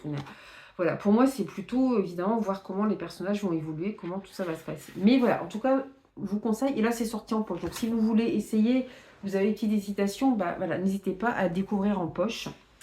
Alors celui-ci, ouais, celui-ci, il est mis en livre de poche, mais il est costaud quand même, que j'ai reçu aussi de la part du livre de poche. Donc du coup, cette année, je vais aussi lire du Brandon Sanderson depuis le temps que je veux en lire. Voilà, comme là, j'ai reçu en service de presse, je vais le lire. C'est l'île de Noire-Braise. Alors c'est un roman du Cosmer. Alors vraiment, c'est tout un univers qu'a inventé Brandon Sanderson. Moi, n'ayant jamais lu Brandon Sanderson, puis c'est très complexe, hein, parce qu'il y a beaucoup d'univers chez Brandon Sanderson. Voilà, alors je pense pas que ça pose de problème. Je sais pas si ça faisait partie de ces projets secrets qu'il a écrits pendant le Covid. J'aime bien les pages de garde. Alors on suit un trappeur des îles du Panthéon, crépuscule, est toujours accompagné de ses 2 aviars, des oiseaux au pouvoir magique avec lesquels son peuple est capable de tisser des liens. Afin de résister à ceux d'en haut, des envahisseurs venus des étoiles qui souhaitent exploiter les aviars, il exhorte ses semblables, les Élakines, à réagir, mais cela semble déjà trop tard. Aussi, lorsqu'il découvre par hasard un portail vers Shadémar, le royaume cognitif qui relie tout le Cosmer, il décide de s'y aventurer afin de trouver, il l'espère, le salut de son peuple. Alors apparemment, il renoue ici avec le protagoniste de sa novella 6e du crépuscule. Il nous offre un roman d'aventure palpitant se déroulant dans le futur lointain du Cosmer où se mêlent légendes et traditions, magie et technologie, peuple autochtone et superpuissance galactique. Bon, je pense pas, comme c'est marqué un roman du Cosmer, je pense pas que ça pose problème de le lire. Il le vendait aussi en collector. Alors, je ne sais pas s'il était en hardback. Alors, il nous avait dit en tant que partenaire, vous ne pourrez pas avoir le collector. Ah, mais on pouvait avoir le tout simple. Si on peut avoir le tout simple, pour moi, l'essentiel, c'est de l'avoir, quoi. Donc voilà, donc du coup, je vais lire du Brandon Sanderson. Je vais pouvoir me faire une idée, un début d'idée en tout cas sur son écriture, parce qu'apparemment, il écrit des genres quand même si ça reste toujours de la SFFF, assez différents. Donc, c'est à découvrir. Il y a les Fils des Brumes. Alors, les Cosmer, alors il y a des romans indépendants. Il y a tous ces... Oui, ouais, il y a tous ces romans qu'il a écrits, ces romans secrets, là. 13 de la mer émeraude, que je dois avoir. Yumi, le peintre de cauchemar, je ne sais plus si je l'ai. L'ensoleillé, Elantris, l'âme de l'empereur, Warbreaker, 6e du crépuscule. Donc apparemment, c'est une novellas. Il y a les archives de Rochard. Je pense que c'est ce qu'il y a de plus connu chez Brandon Sanderson. D'ailleurs, je crois que le dernier tome des archives de Rochard est sorti. Ou en tout cas le tome 2 du tome 5, hein, je ne sais pas si vous me comprenez, ils ont divisé en 2, mais ils proposent un service de presse. N'en ayant lu aucun, je ne les ai pas pris. Je me suis dit, là j'en ai beaucoup à rattraper quand même. Voilà, donc du coup je suis partie sur celui-ci, j'espère que ça va rester clair quand même. J'ai reçu aussi de la part de Pierre-Yves Touzeau et des éditions de La Trace le tome 3 de Retour à Old Forest avec toujours cette superbe couverture. Je ne sais pas si vous pouvez voir le loup qui est ici. Les autres couvertures, vous les avez là, elles sont plus hivernales. En fait, on suit un homme, je ne sais plus comment il s'appelle, Anton. Anton, c'est ça. Ça se passe au Québec, hein. Au Canada ou au Québec? Oui, je sais, le Québec fait partie du Canada, mais est-ce que c'est en particulier au Québec ou c'est... Non, ça doit être au Canada. Ouais, ça doit être au Canada, ça doit pas être au Québec en particulier. J'ai un doute, je dis peut-être une bêtise, je ne sais plus. Mais voilà, toujours est-il qu'Antoine, il revient dans le village. Enfin, en fait, il a eu un accident de voiture assez terrible il y a une dizaine d'années de ça, où il a perdu la femme qu'il aimait. Et puis il revient, et il tombe en panne. Je ne sais plus pourquoi il revient par là, mais il ne pense pas s'arrêter près du village, il tombe en panne. Donc sa voiture est remorquée voilà, dans le village. Et là, il croit apercevoir sa femme. Euh, il aborde même cette jeune femme, lui dit bah non, elle dit non, c'est quand même bizarre, étrange. Et puis il se passe des choses étranges, on se rend compte. Et il y a une femme qui va l'aider, qui est là, elle, pour faire prendre des photos, puis mettre en valeur le patrimoine naturel de, je ne sais plus comment s'appelle le village. Et autour, ils ont ce qu'ils appellent Old Forest, qui est une forêt primaire, donc une forêt qui existe depuis que le monde est monde. En fait, il n'y en a quasiment plus hein, dans le monde, hein, des forêts comme ça. L'Amazonie en fait partie. Euh, donc voilà, c'est des forêts qui n'ont pas été complètement exploitées, enfin visitées, explorées, c'est le mot que je cherchais, par l'homme. Voilà, et du coup, il y a des choses qui lui paraissent étranges, donc il décide d'aller dans cette forêt. Il y a aussi, on voit plusieurs personnages issus des Premières Nations. Et puis on se doute bien qu'il cache un secret au sein de cette forêt. On se doute bien que cette femme qui ressemble à la femme qu'il aimait, c'est pas anodin. La femme qui va l'aider, c'est pareil, elle cache quelques secrets. On va découvrir pas mal de choses. Dans le tome 2, on va suivre un autre personnage qui apparaît dans le tome 1. Et dans le tome 3, alors, le tome 2 se finit sur un cliffhanger. L'horreur. Mais en fait, les livres sont sortis assez rapidement. Le premier est sorti en septembre l'année dernière, je crois, à la rentrée. Le second en fin d'année. Et là, vous avez le troisième qui est sorti en avril, donc c'est très bien. Il n'y a pas trop d'espace entre les trois volumes. Et voilà, là, on va voir Anton revenir à Old Forest. Il y a plein de choses qui restent en suspens, donc j'ai hâte aussi de me replonger dedans. Voilà, vous avez une atmosphère de suspense. Pas horrifique du tout, hein, mais de suspense, de secret, d'hommage à la nature aussi, hein, parce qu'on est dans une forêt primaire, une forêt qui n'a pas été complètement explorée par l'homme, qui a été protégée par les gens issus des Premières Nations. Ouais, c'est génial, c'est génial. Et puis des gens qui pensent un petit peu plus à l'exploiter. Voilà, j'ai une dédicace de l'auteur, donc ça c'est super sympa. Voilà, donc oui, je pourrais le lire assez rapidement. J'ai reçu aussi le troisième et dernier tome de la Mandragore de Cristal, Agathe et Gradel de Stéphanie Benson et Nelly Labert aux éditions Syros avec ce superbe jaspage que je vous avais présenté, que j'avais mis dans ma palle pour le Witches Readathon, hein, puisque là on suit une jeune femme, alors elle est orpheline et c'est la femme d'un Jarl qui vient l'emmener. Et Jarl, ce sont des sorte de chef, équivalent de comte dans, comment dire, chez les Scandinaves autrefois. Elle est emmenée là, bon, elle se trouvait bien dans son orphelinat, on l'enlève d'un seul coup, puis quelques années plus tard, elle doit épouser Kirill, un prince d'un royaume du centre. Elle s'appelle Marianne, hein, l'héroïne. On se dit, voilà, elle a été élevée pour faire son devoir, donc elle essaie de faire que leur rencontre se passe au mieux. Lui, il n'est pas très sympathique avec elle, hein. Bon, heureusement, lui, il a un ami ou un cousin qui est très sympa. Elle a une amie aussi, Nyx, qui est un personnage extraordinaire. Et puis, au moment où les choses semblent s'arranger un petit peu entre eux, et bah, badaboum, il se passe quelque chose de très grave et tout est remis en question. Et puis, il y a bien sûr, les pierres vont jouer un rôle très important. Marianne... sa naissance a été cachée, c'est pour une raison, on ne sait pas qui elle est, ni qui sont ses parents, c'est pour une raison bien particulière, même si j'ai pas encore toutes les réponses.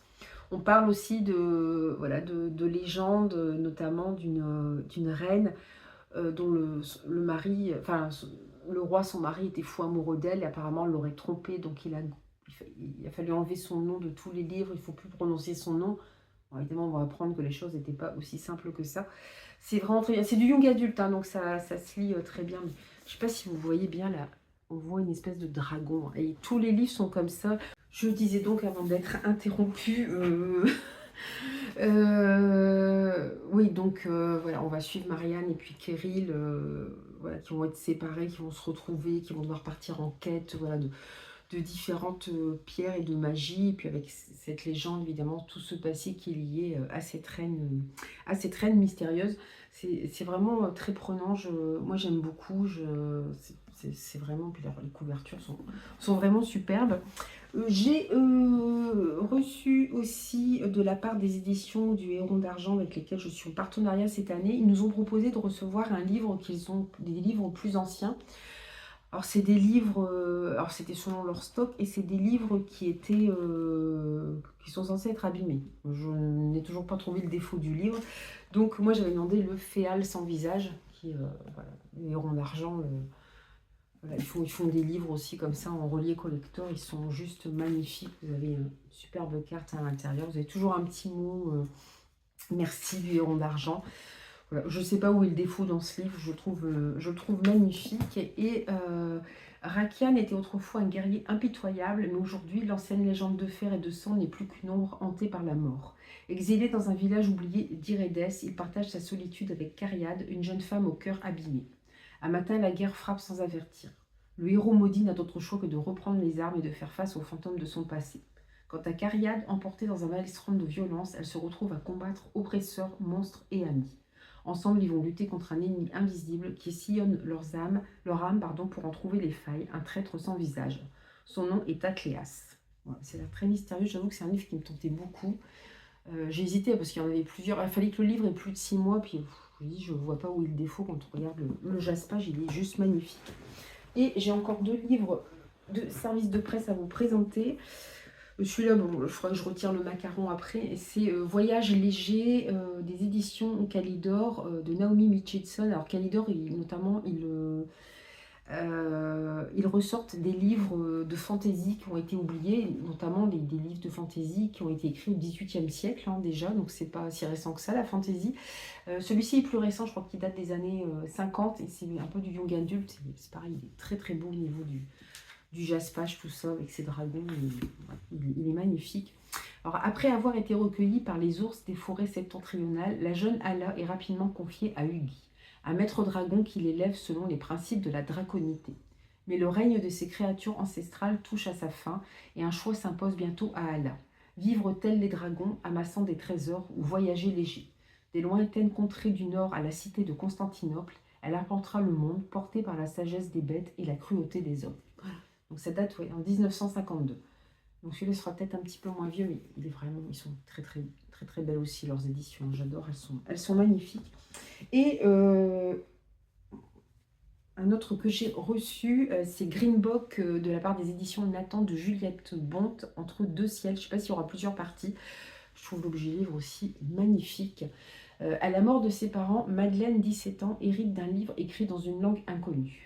En essayant de le déchiffrer, elle est propulsée à bord d'Est, une étrange cité insalubre qui flotte dans les airs. Avec l'aide de Dorion, un jeune homme taciturne et maudit par les Greens, des esprits malfaisants, Madeleine découvre peu à peu le secret de ses origines. Mais leur enquête attire l'attention de Gud Auger, un criminel cruel et impitoyable qui a juré la perte de Dorion. Voilà, donc, ce livre est vraiment très beau. C'est du young adulte, mais j'avoue que cette histoire de livre qui vous fait voyager, en plus je n'avais pas vu sur le coup, c'est encore un livre. J'ai même une dédicace de l'autrice, donc c'est toujours le petit plus qui fait plaisir.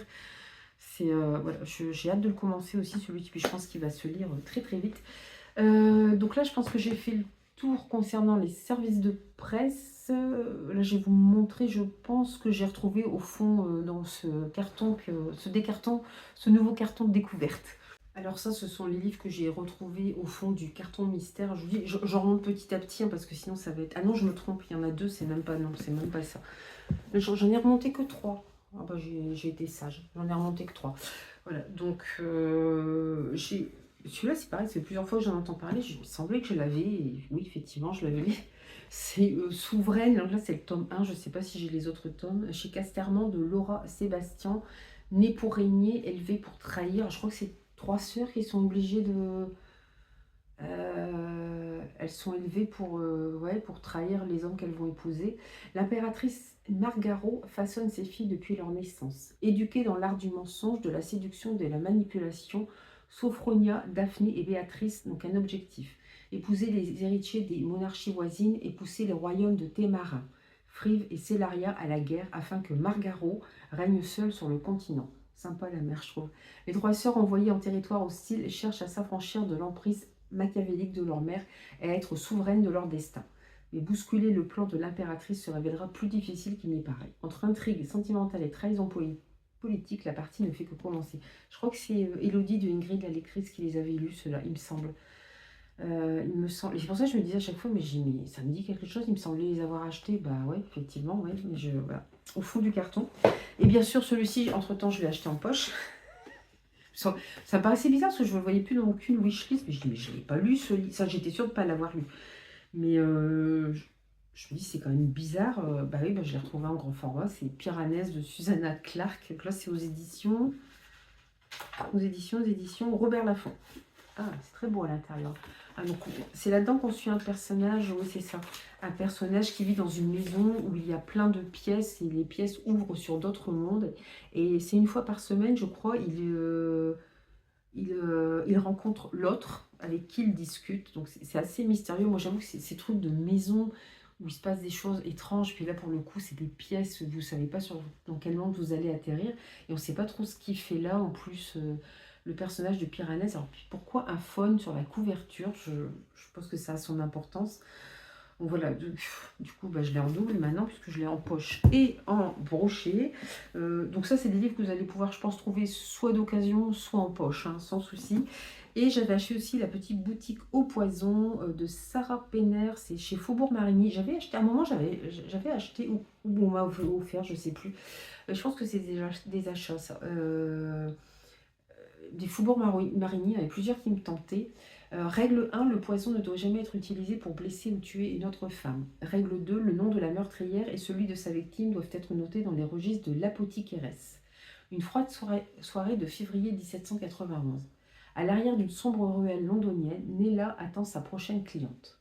Autrefois guérisseuse respectée, l'apothicairesse utilise maintenant ses connaissances dans un but beaucoup plus sombre. Elle vend des poisons parfaitement dissimulés à des femmes désespérées qui veulent tuer les hommes qui les empêchent de vivre. Mais celle qui frappe à sa porte s'avère être une jeune fille de 12 ans, Eliza Fanning.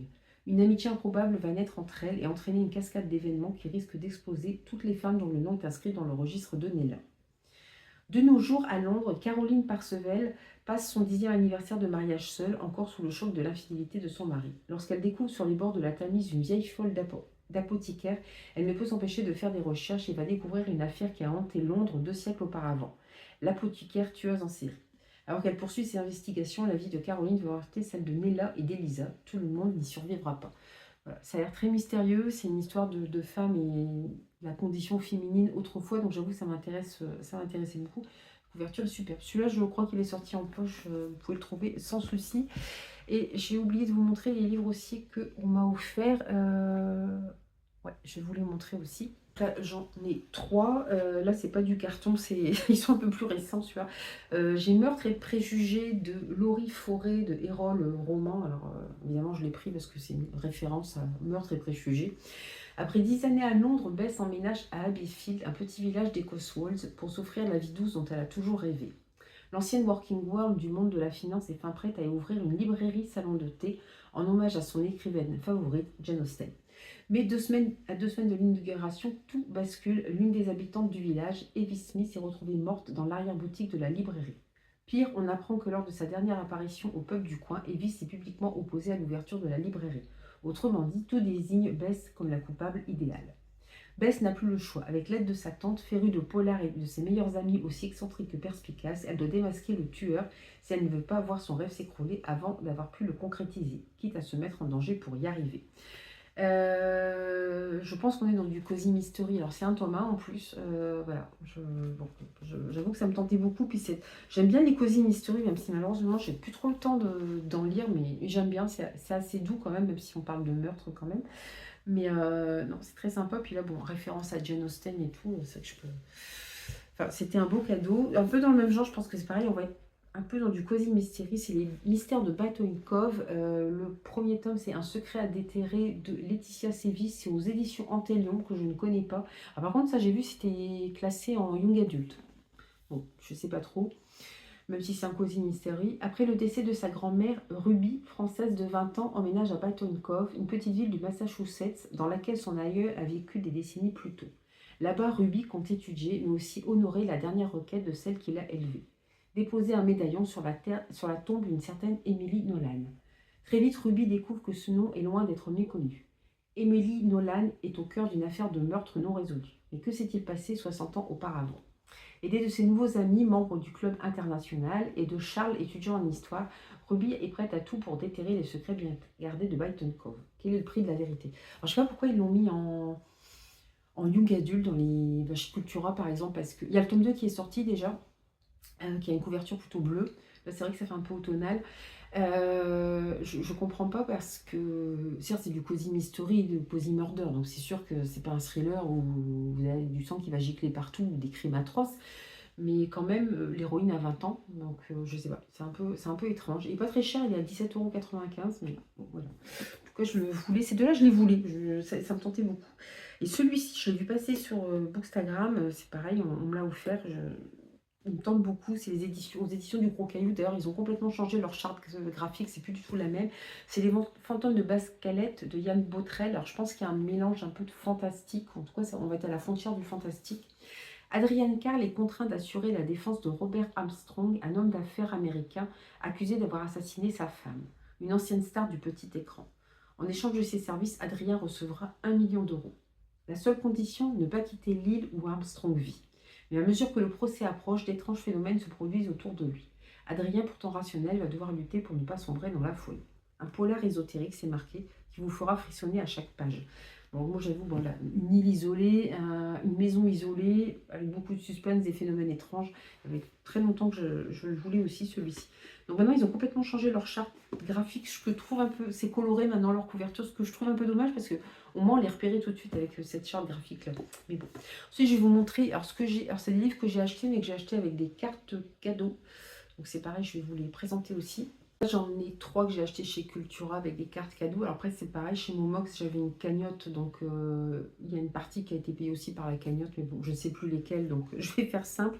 Je me suis d'abord acheté la suite de Comment tuer la vilaine, qui est un webtoon que j'adore chez Pika Webtoon, où on est dans un isekai, c'est-à-dire qu'on a une héroïne qui est de notre monde contemporain, qui se retrouve transportée dans un univers imaginaire, ici dans un roman, où elle joue le rôle de l'antagoniste. Je l'avais lu, je ne sais plus sur quelle plateforme, il manquait quelques épisodes, mais franchement j'adorais parce que pour une fois on est sur une héroïne qui n'a aucune envie de rester dans ce monde et qui fait tout pour en sortir.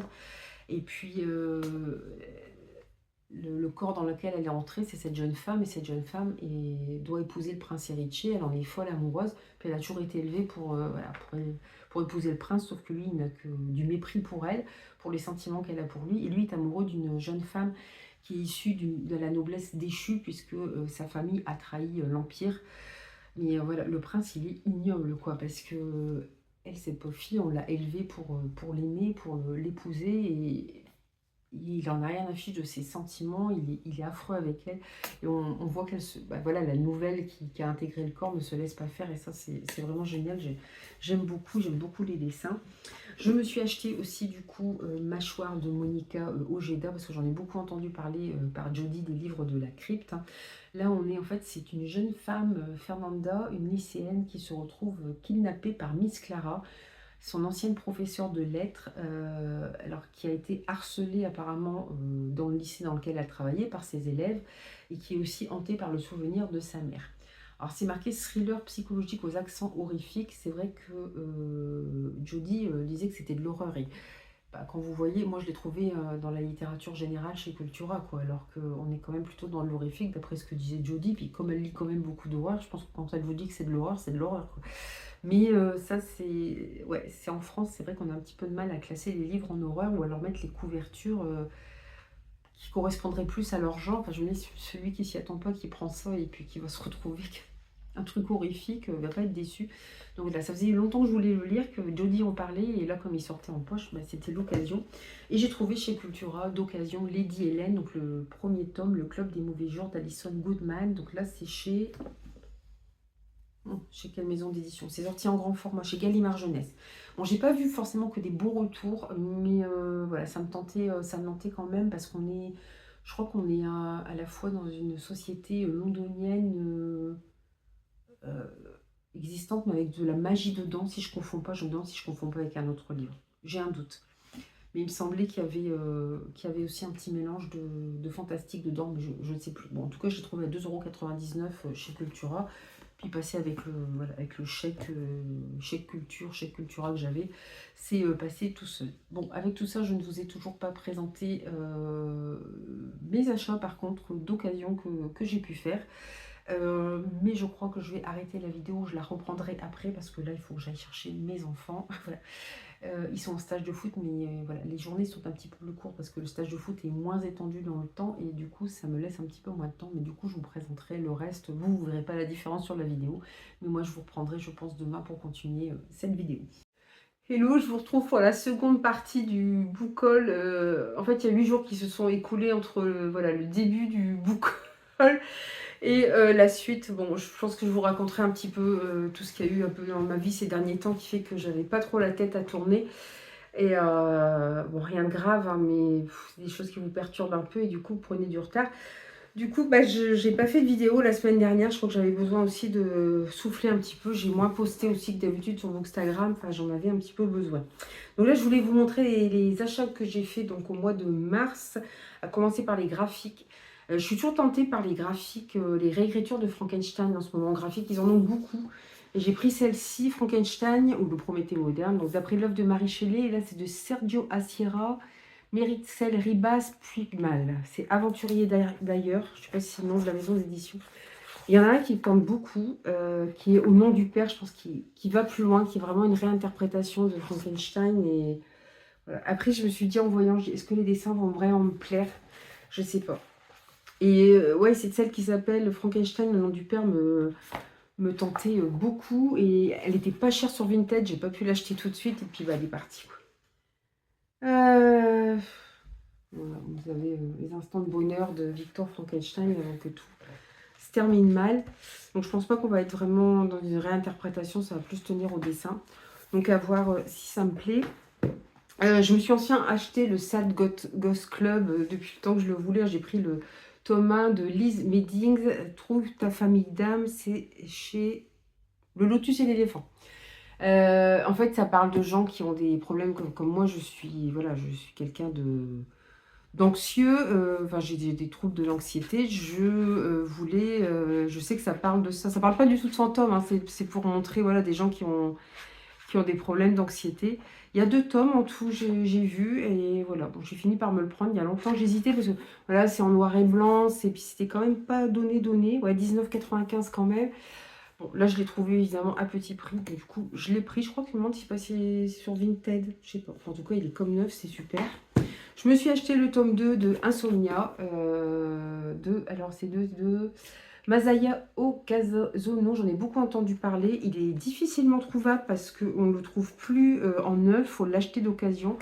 Alors, si je me souviens bien, j'ai le tome même, si je n'ai pas encore lu, mais si je me souviens bien, c'est des recueils de nouvelles horrifiques. Puis franchement, j'adore les covers, quoi.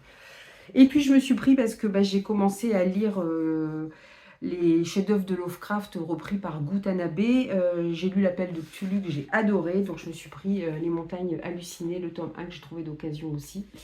C'est pareil, il y en avait un qui le vendait pas cher d'occasion. Je ne l'ai pas pris tout de suite, j'aurais dû parce que je suis en train de voir. Voilà, j'en ai acheté des neufs aussi. Je crois que j'ai dû vous présenter lors d'un autre book haul. Mais voilà, ce serait d'avoir un petit peu la collection des Gutanabe, enfin des Lovecraft repris par Gutanabe, parce que franchement, j'avais beaucoup aimé. Et ensuite, normalement, ça ne doit plus être que des romans. Je vais essayer de vous mettre les petites poches d'abord. Bon, les poches, j'en ai pas beaucoup, j'en ai que 3. Ah oui, même pas, celui-ci, c'était une trouvaille en boîte à livres. J'ai une boîte à livres à côté de mon boulot et j'ai dit, tiens, je voyais quelqu'un qui regardait, j'ai dit, c'est vrai, je pense jamais aller voir dans la boîte à livres du boulot. Et voilà, Jack Vance, le cycle de Chai, c'est de la SF. J'ai jamais lu Jack Vance, c'est pareil, ça fait partie de mes envies de lecture, voilà, de découvrir un peu plus d'auteurs de SFFF. Donc, par contre, c'est bon, voilà, puis c'est une vieille édition, donc c'est écrit tout petit. Mais c'est une édition intégrale en même temps. En découvrant la planète Chai, le vaisseau terrien Explorateur 4 est aussitôt détruit par un missile. Unique survivant de la catastrophe, Adam Ress va devoir affronter un monde baroque, violent et d'une beauté envoûtante. Un monde peuplé de 4 races extraterrestres, les belliqueux chars, je sais pas, les impénétrables wanks, les farouches dirdir et les mystérieux pneums. C'est pas facile à retenir, mais non. Déjouer les traquenards, explorer les secrets des cités géantes, percer le mystère des hommes hybrides, autant d'étapes pour une extraordinaire odyssée qui permettra peut-être à Ress de rentrer chez lui. Je sais pas, Jacques Vance est né en 1916, ouais, c'est pas récent. Après des études d'ingénieur, il se lance dans le journalisme avant de servir dans la marine pendant la Seconde Guerre mondiale. De ses voyages, il a gardé un goût de l'exotisme et une verve de conteur qui se manifeste dans toute son œuvre. Il a écrit aussi de l'heroic fantasy, hein, donc il est américain. Voilà, donc je me suis dit, allez, comme tu as envie de le lire, au moins comme ça tu l'auras. J'ai trouvé aussi un des derniers sortis de 1 heure lumière de chez Le Bélial, alors petite collection de novellas, une espèce en voie de disparition de Lavi Tidar. Alors, on est quelques années après la Seconde Guerre mondiale, le conflit qui a embrasé le monde est désormais achevé, l'Allemagne nazie a triomphé et l'Angleterre est un protectorat du Troisième Reich. Günther Sloam, scénariste berlinois de production de seconde zone, débarque à Londres. Une ville brisée, malfamée, interlope et dangereuse. Mais Sloam n'en a cure. Il est sur la trace d'un amour passé dont il garde un souvenir brûlant, celui de Doula Blow, une starlette d'avant-guerre, oubliée manifestement en danger, à en croire la missive qu'elle lui a fait intervenir. Or, la capitale anglaise est bien pire que ce à quoi elle s'attendait, et la Gestapo locale n'a rien à envier à celle de Berlin. Bon, je vais peut-être m'arrêter là pour le résumer. J'aime bien parce que ça m'a fait penser au maître du Haut-Château, qui était la première chronique que j'ai lue, qui m'avait tétanisée parce que effectivement ça parle d'un monde, d'une uchronie où les Alliés ont perdu la Seconde Guerre mondiale et l'Europe appartient à l'Allemagne nazie, les États-Unis sont coupés en deux avec tout ce qui est à l'ouest appartient au Japon, tout ce qui est à l'est appartient aussi à l'Allemagne nazie. Ils en ont fait une très bonne série d'ailleurs sur Amazon Prime qui était très bien. Après je le relise d'ailleurs, Le Maître du Château, parce que j'ai lu ça, je devais être au lycée je crois. Donc ça remonte un petit peu. Je me suis pris Passé déterré aussi, de Clément Bouélier. Je pense qu'on est plus dans du polar là. Nous avons été lâches et ils nous ont maudits. Quelque part dans la campagne autour de Vernet, un car scolaire conduit par un chauffeur saoul bascule dans un fossé. 9 personnes périssent, dont 7 enfants. 6 ans plus tard, lorsque l'ancien conducteur du car est retrouvé assassiné chez lui, les souvenirs se réveillent. Marquée par la disparition de son fils, Estelle Baupin est aspirée dans le tourbillon de l'enquête. Alors que les meurtres se multiplient, la jeune femme comprend rapidement que des forces mystérieuses œuvrent dans l'ombre, bien décidées à faire payer les responsables du drame. Pour les arrêter, Estelle doit découvrir le lourd secret qui pèse sur Vernet et faire face à son propre passé. Ah, je sais pas si... Ah, c'est marqué thriller fantastique. Ah, donc il y a bien du fantastique dedans. Bon, j'ai bien fait de le prendre, ça va encore plus me plaire. C'est super. Ensuite, je me suis acheté... Celui-ci, ça fait plusieurs fois que j'en entends parler, notamment par Adeline, je crois, les Fantasy de Bullish, si je dis pas de bêtises. Je crois que c'est elle qui en a parlé il y a pas très longtemps, La Nuit des Reines de Alex Bell. J'ai d'ailleurs d'autres titres de cette autrice dans ma... Qu'est-ce qu'elle a écrit d'autre? C'est pas Water Witch? Je sais plus. Que j'ai toujours pas lu, mais voilà, ça avait l'air pas mal. L'élu se cache parmi vous, c'est chez Bayard, donc ça va plutôt être du young adulte. Jude Lomax vit dans les bas-fonds de Bâton Noir, où la magie est au service des puissants. Chaque année, lors de la nuit Koju, une reine est élue. Pendant un an, elle aura la possibilité de faire régner le calme ou la terreur dans la ville. Dotée de pouvoirs infinis, elle est d'une puissance sans égale. Ivory Monette gouverne depuis plus de 50 ans quand elle est sauvagement assassinée. À son fait de vengeance, elle prend possession du corps de Jude et la force à l'aider à retrouver son meurtrier. Pour se débarrasser de l'esprit maléfique d'Ivory, Jude va devoir plonger dans les sombres secrets des habitants de Bâton Noir, où se mêlent jazz et magie noire sur fond de terrifiantes légendes. Alors, est-ce qu'on va être à la Nouvelle-Orléans?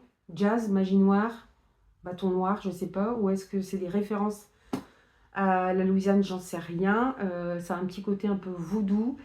Je me demande si quelqu'un n'avait pas dit aussi que ça faisait un peu penser à une réécriture de Carrie au bal du diable, quoi, puisque, bon, si vous avez vu le film ou le livre, j'évite de dire des fois quand même la fin, parce que je suis pas sûre que tout le monde ait vu ou lu voilà, le livre ou le film. Mais j'en ai entendu... Franchement, j'y serais pas allée, il me tentait pas plus que ça. C'est parce que j'ai entendu plusieurs personnes en parler. Et là, c'était Adeline, je crois qu'il en a parlé il y a pas longtemps. Et je me suis dit, bah, va quand même falloir que je me le procure. Puis je l'ai vraiment trouvé pas cher. J'ai pris celui-ci qui est pas très vieux, qui était Young Adult en fait, qui était classé en Young Adult. Enfin, moi, je l'ai acheté d'occasion. C'est Flammarion, c'est la maison aux roses immortelles de Clémence Forest. Un séjour forcé chez une grande tante énigmatique en Angleterre, ce n'était pas l'été qu'avait prévu Aubéry. Quand l'adolescente franchit les grilles imposantes de Wistermore, elle ne tarde pas à découvrir que de nombreux mystères hantent les lieux envahis par des fleurs et la végétation. Dévorée de curiosité, elle arpente le jardin jusqu'à l'étang interdit. Sous la surface de l'eau glacée, elle croise le regard d'un garçon prisonnier. Il essaye de lui parler. Bon, voilà. Moi, il m'en fallait pas plus. Hein. Vous saviez que les manoirs où il se passe des choses étranges, ça me tente. Bon, c'est vrai qu'on voit que c'est du young adult, c'est écrit assez large. Les paragraphes sont quand même super aérés. J'ai vu en plus des reviews sur Instagram qui étaient toutes très bonnes. Donc, allez, go! Celui-là, je vais vous montrer, je vais vous montrer après, parce que je vais vous montrer le deuxième en même temps. J'ai commencé ces Punchline éditions qui font des réécritures aussi de contes. J'en ai 2 ou 3, mais je vais peut-être faire que je les lis, parce que ça se trouve, ça va pas me plaire. C'est jamais le même auteur. Et là, j'ai trouvé La Reine des Neiges, les Amants Maudits, c'est de J.P. Roussac. Alors, je pense qu'on va être un petit peu, peut-être pas... Ouais, peut-être un petit peu d'horrifique. J'adore la couverture, elle est super. J'ai Ondine et La Petite Sirène qui sont dans le même volume. J'en ai d'autres. Là, ils ont sorti il n'y a pas longtemps celui-là, La Reine des Neiges. C'est pas Roméo et Juliette aussi qu'ils ont sorti. Et un autre, c'est l'histoire d'une princesse. Alors, je ne sais plus si c'est une princesse issue des Premières Nations ou...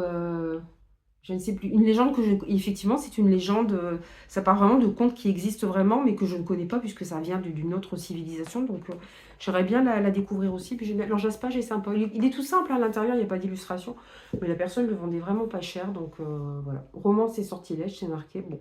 Je suis en train de me faire un petit peu, petit à petit, la collection.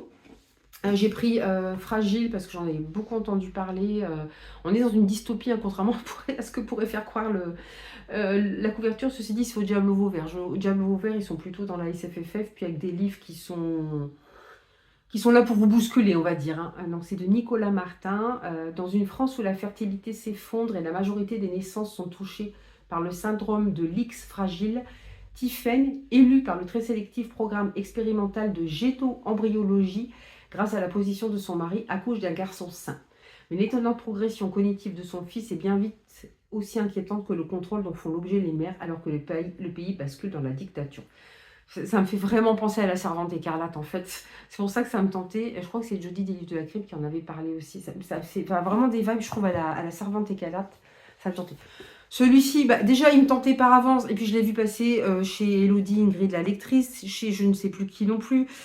Je ne pouvais pas passer à côté, je l'ai trouvé d'occasion. J'ai pris Elles se marièrent de Pascaline Nolo, Plume Blanche. Donc là, on est sur une double temporalité, je vais y arriver.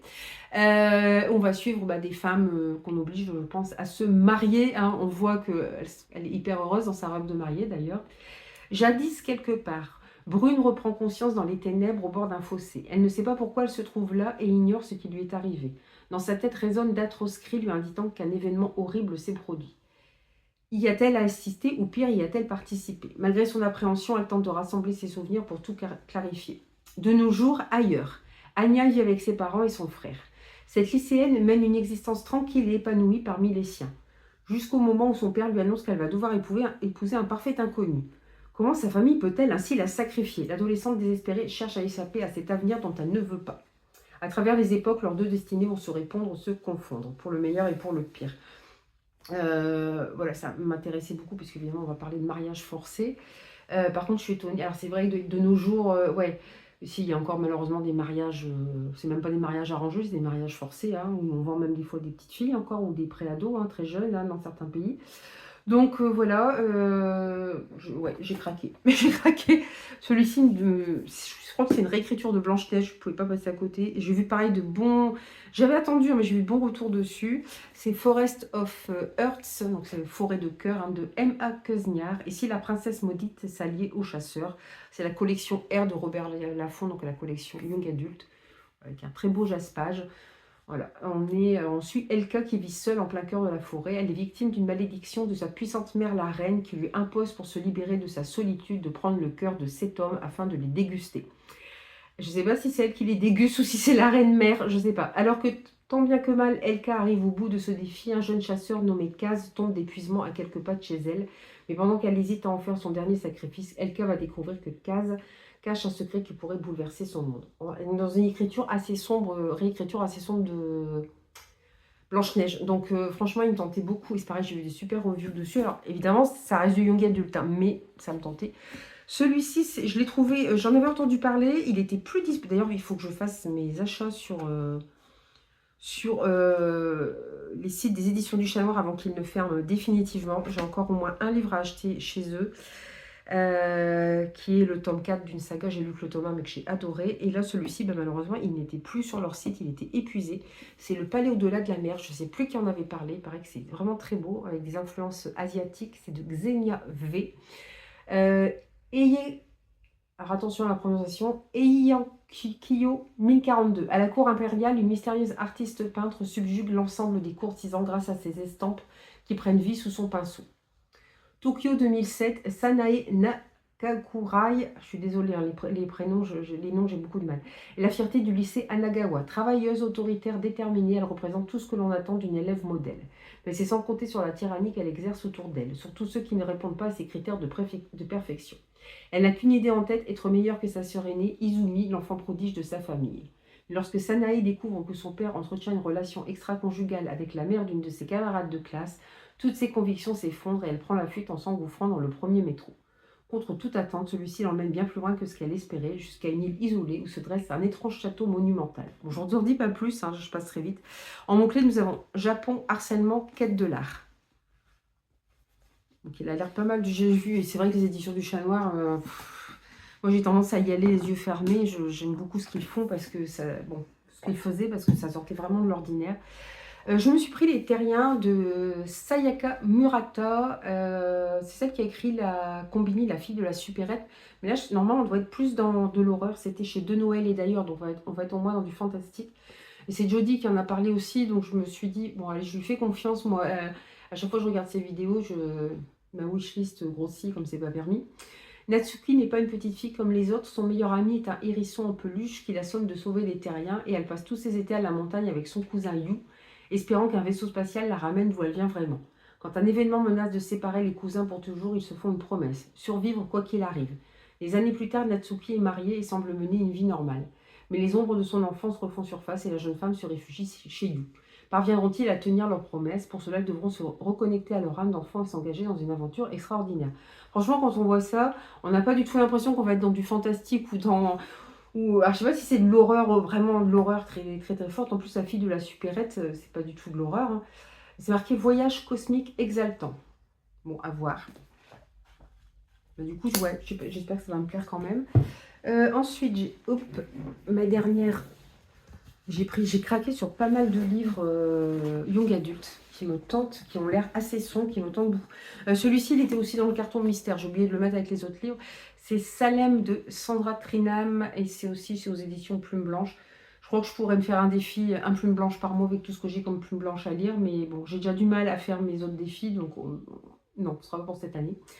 Nous sommes en 1692 à Salem, État du Massachusetts, aux États-Unis. Accusées de pratiques magiques, de nombreuses personnes sont alors mises à mort, innocentes ou coupables, qui méritaient réellement la potence. De nos jours, alors que Max évite de peu la mort, la voilà sous l'emprise de songes qui semblent tous venir d'une époque lointaine où la sorcellerie et les démons hantaient l'imaginaire du commun des mortels. Quel lien peut unir Max à un procès vieux de plusieurs siècles? Ça a l'air pas mal. Je sais pas si j'y serais encore allée actuellement, mais je l'ai acheté il y a un moment. C'était encore l'époque où c'était très serré, l'écriture chez Plume Blanche, mais en même temps, leur livre, il reste peu cher, hein. 20 €, quand c'est des livres plus fins, vous voyez, quand elle se marièrent, il est beaucoup plus fin, il est qu'à 15 €. Franchement, ils n'abusent pas quand on voit le prix des livres maintenant. On se dit que des fois, on est quand même des pigeons, hein, parce qu'il y a bien des maisons d'édition, en plus indépendantes, qui arrivent à faire des livres peu chers, mais bon, bref. Je continue ma collection sans en avoir lu aucun de 404 à travers le miroir, qui sont des réécritures de contes. Donc j'ai The Lost Boy, qui est une réécriture de Peter Pan. J'ai, je ne sais plus comment ça s'appelle, c'est une réécriture de La Petite Sirène. Petit Flair Lady, normalement ça doit être une réécriture. Ah bah je crois, non, j'allais dire La Belle au Bois dormant, mais non, Cendrillon. Imaginez que Cendrillon soit une usurpatrice. Alors, c'est de D.L. Soria, donc chez 404 éditions, je crois que je vous ai dit. Là, ils en ont sorti un sur Alice. J'avoue qu'il me tente à mort. J'essaie de regarder si je le trouve. Mais sur Vinted, il est encore vendu trop cher. C'est-à-dire, quand vous mettez les frais acheteurs et les frais d'envoi, bah, des fois, ça, à mon avis, ça doit dépasser le prix du livre neuf ou c'est quasiment la même chose, donc ça vaut pas le coup. Ou je verrai bien, ou je l'achèterai peut-être. Après, je me dis, il n'y a pas d'urgence, t'en as lu aucun, ça se trouve. Alors, c'est pas toujours les mêmes auteurs, je pense, mais ça se trouve, ça va pas te plaire. Puis bon, il y a un jaspage sympa pour public averti à partir de 16 ans. Dans un monde où les femmes doivent se battre pour obtenir pouvoir et richesse, H. Vincent n'est pas la douce Cendrillon que l'on connaît. Fiancé au prince Everett, son véritable but est d'infiltrer la cour royale et d'enquêter sur la mystérieuse source de magie du royaume. Au palais, H doit jongler entre sauver les apparences, manœuvrer ses demi-sœurs pour les placer avantageusement et résister à l'attirance qu'elle ressent pour Vérance, le prince du royaume voisin. Dans ce jeu de pouvoir et de mensonge où rien n'est ce qu'il paraît, H devra choisir son camp. Restera-t-elle fidèle à ses ambitions ou écoutera-t-elle son cœur? Donc c'est bien vrai que c'est une réécriture de Cendrillon. Bon, ça a l'air très sympa. Je sais pas pourquoi, j'aurais pensé je sais pas pourquoi, le violet me fait penser à La Belle au Bois dormant, je ne sais pas pourquoi. Ça arrivera certainement. Alice, ça va être en plusieurs tomes. Il y a au moins 2 tomes. Ça a l'air excellent. J'ai encore craqué sur un des derniers romans de la collection Styx de Fleuve Noir. Hein. J'avais lu La mer se rêve en ciel et... j'ai pas retrouvé l'autre. Qu'est-ce que c'était? Pourtant, il m'avait marqué. Ah, il m'avait marqué ce livre. Il était bouleversant. Vers ma fin, voilà, c'est ça. Et là, bah, celui-ci, j'ai hésité parce qu'il me semblait très classique. Puis en voyant les reviews, bah non, apparemment. Alors, on est dans une ambiance un peu à la Desperate Housewives, mais je pense qu'on va complètement vers autre chose. Et j'ai vu de bons retours aussi. Donc, c'est les derniers jours de Maple Street. C'est de Sarah Lagan. Ils en ont sorti un nouveau là déjà. Alors, je ne sais pas s'il est déjà sorti ou il va sortir en avril. Ou là, ça ressemble plus à un slasher. Camp de vacances ado avec slasher, je sais pas. C'est des choses un peu plus classiques pour moi que j'ai déjà vu ou lu. Mais je vais voir les reviews, je verrai bien. Mais celui-ci, voilà, un thriller horrifique sanglant à la Desperate Housewives. Bienvenue à Maple Street, une banlieue tranquille et sans histoire où les pelouses sont toujours bien tendues et les voisins souriants. Mais sous cette façade soignée se cache une tension sourde. Lorsque l'excentrique famille Wilde emménage dans le quartier, le vernis des apparences commence à se craqueler. Tout bascule lors d'une soirée d'été caniculaire. Un gouffre s'ouvre dans le parc local et une jeune fille disparaît. Très vite, les soupçons s'abattent sur les Wilde. La communauté se divise, les rumeurs enflent, plongeant le quartier dans une spirale de paranoïa et la chasse aux sorcières est lancée. Bon, j'avoue qu'il me tente beaucoup. La couverture est pas mal. Elle est simple, mais elle est pas mal, je trouve. Toujours en Young Adult, je me suis pris Caméra Obscura. Il y a un moment que je voulais, mais j'arrive pas à le trouver à prix intéressant. Avec un beau jaspage aussi. C'est Maëlle de Sarre, une autrice que je n'ai jamais lue. Il était chez Rajo. Alors, vous voyez, il est un petit peu abîmé là, mais moi, je m'en fiche. Hein, je suis même pas sûre que je vais... Après, il faut que je fasse du tri, il faut que je revende mes livres. Alors, de toute façon, c'est pas la peine de les acheter neufs. Voilà. Et donc, 19e siècle, Londres, la ville est plongée dans l'obscurité par une brume perpétuelle. Plus inquiétant encore, certains cadavres se relèvent. Léandre, jeune lord et étudiant en médecine, est persuadé que ces créatures sont la clé pour sauver sa sœur atteinte d'une maladie incurable. Il est prêt à tout pour percer leur mystère et même à s'allier avec Winifred, une journaliste aussi brillante qu'exaspérante. Alors c'est marqué que c'est quand même une romantaisie gothique. Bon, romantaisie gothique par contre ça me plaît beaucoup. Alors cette ambiance du Londres du 19e siècle avec le fog, avec le brouillard... Voilà, j'adore. Ce sera l'occasion de découvrir aussi La Plume de Maëlle de Sarre. Toujours en Young Adult, je me suis pris... Je trouve qu'en Young Adult, en ce moment, ils sortent des trucs vachement intéressants, c'est casse-pied. J'ai pris Le Secret de l'herboriste. Alors, je pense que c'est pareil, c'est assez sombre, hein, de Alice Doublier. Donc là, c'est chez Slalom. Puis ce qui est bien, c'est que comme ce sont, vous voyez, ils ont un très beau jaspage, mais ils sont pas en hardback. Donc, ils sont... Alors déjà, Young Adult, ils sont moins chers. C'est rare qu'ils dépassent les 20 €. Même si ça arrive de plus en plus souvent, je trouve. Mais là, il y a un beau jaspage. Il est à 18,95 €. Donc moi, je n'ai même pas payé ce prix-là puisque je l'ai acheté d'occasion. Mais franchement, la couverture est super belle, quoi. Dans un monde où la magie est autorisée et l'herboristerie interdite, Elébor pratique son art dans le plus grand secret. Inspectrice des jardins du baron de Kenwood, elle vit sur le domaine avec ses sœurs triplées, jusqu'au jour où son employeur est empoisonné. Elle est alors emprisonnée par le marquis d'Ogmore qui menace de la faire accuser si elle ne démasque pas le meurtrier.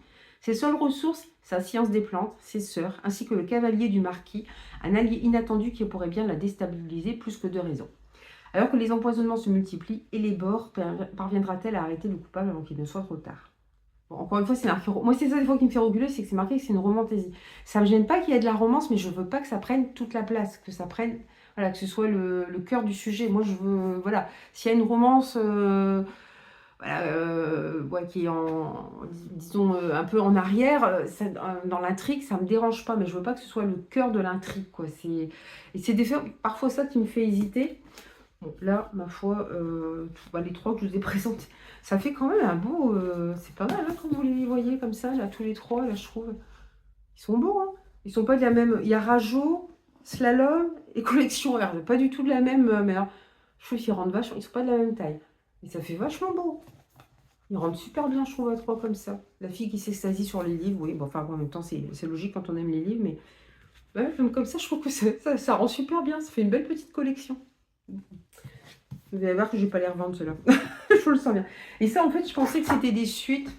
C'est pas écrit par la même autrice, ça pouvait pas être des suites. Enfin, quoi que ça peut arriver, mais pas du tout. Bon, je l'ai trouvé, c'est pareil. Et puis, il y en a un, c'est un tome 1. Le tome 2, bah, je n'arrive pas à le trouver. Il est plus non plus sur le site des éditions du Chat Noir, malheureusement.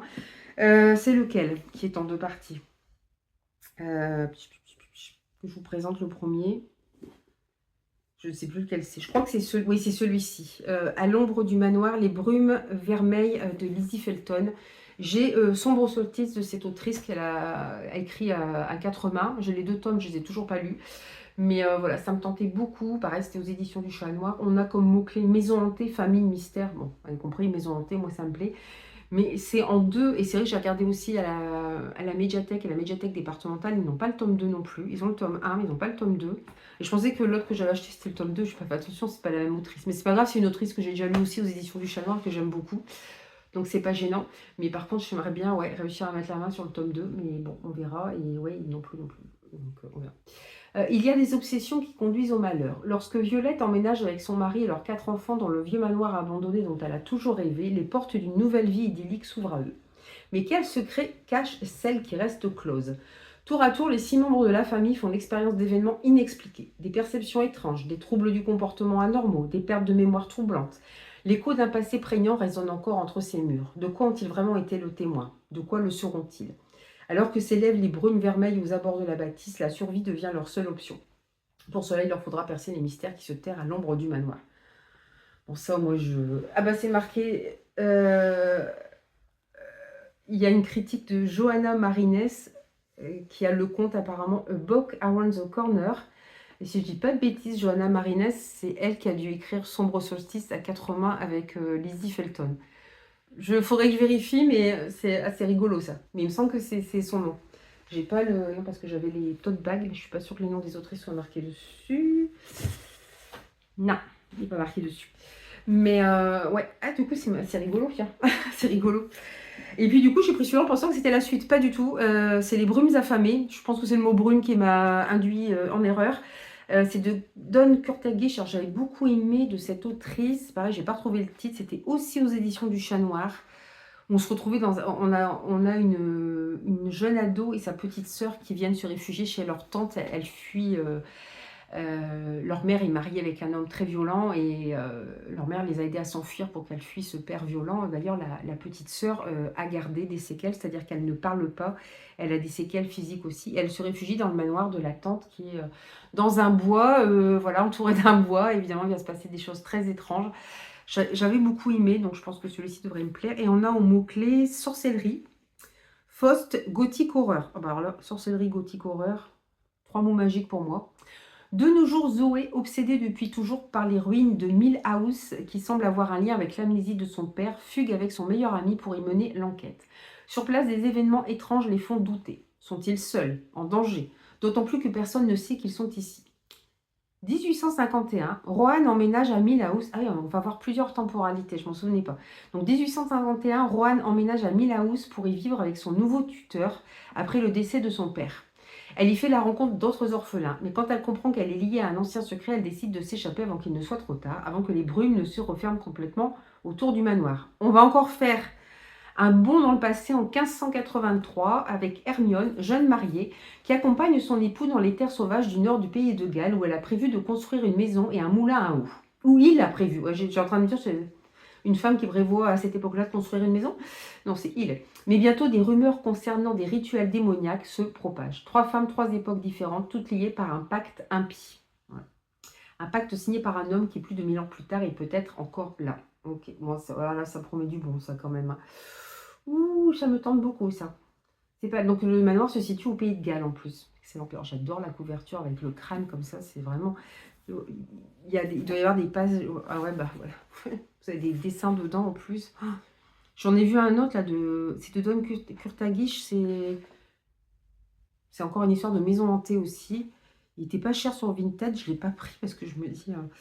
Mais je vais finir par craquer parce que c'est pareil, il n'est plus sur le site des éditions du Chat Noir.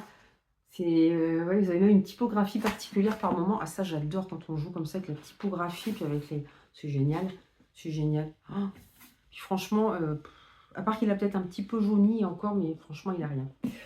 Ouais, bon, en tout cas, j'en ai fini pour ce book haul qui du coup va encore durer. Pourtant, j'ai moins de livres que les 2 mois précédents. Hein, mais bon, après, j'aime bien vous dire pourquoi j'ai acheté tel livre. J'aime bien vous les résumer aussi pour, voilà, pour que vous voyez vraiment de quoi ça va parler et pourquoi ça m'a attiré. N'hésitez pas à me dire si dans le lot vous en avez que vous avez lu, que vous me conseilleriez peut-être de sortir avant. Voilà, n'hésitez pas à venir en commentaire. Comme d'habitude, vous pouvez mettre une petite pile à lire dans les commentaires, hein, puisque là, c'est encore une énorme pile à lire. Et puis, bah, je vous retrouve très bientôt pour une nouvelle vidéo. Allez, bye bye!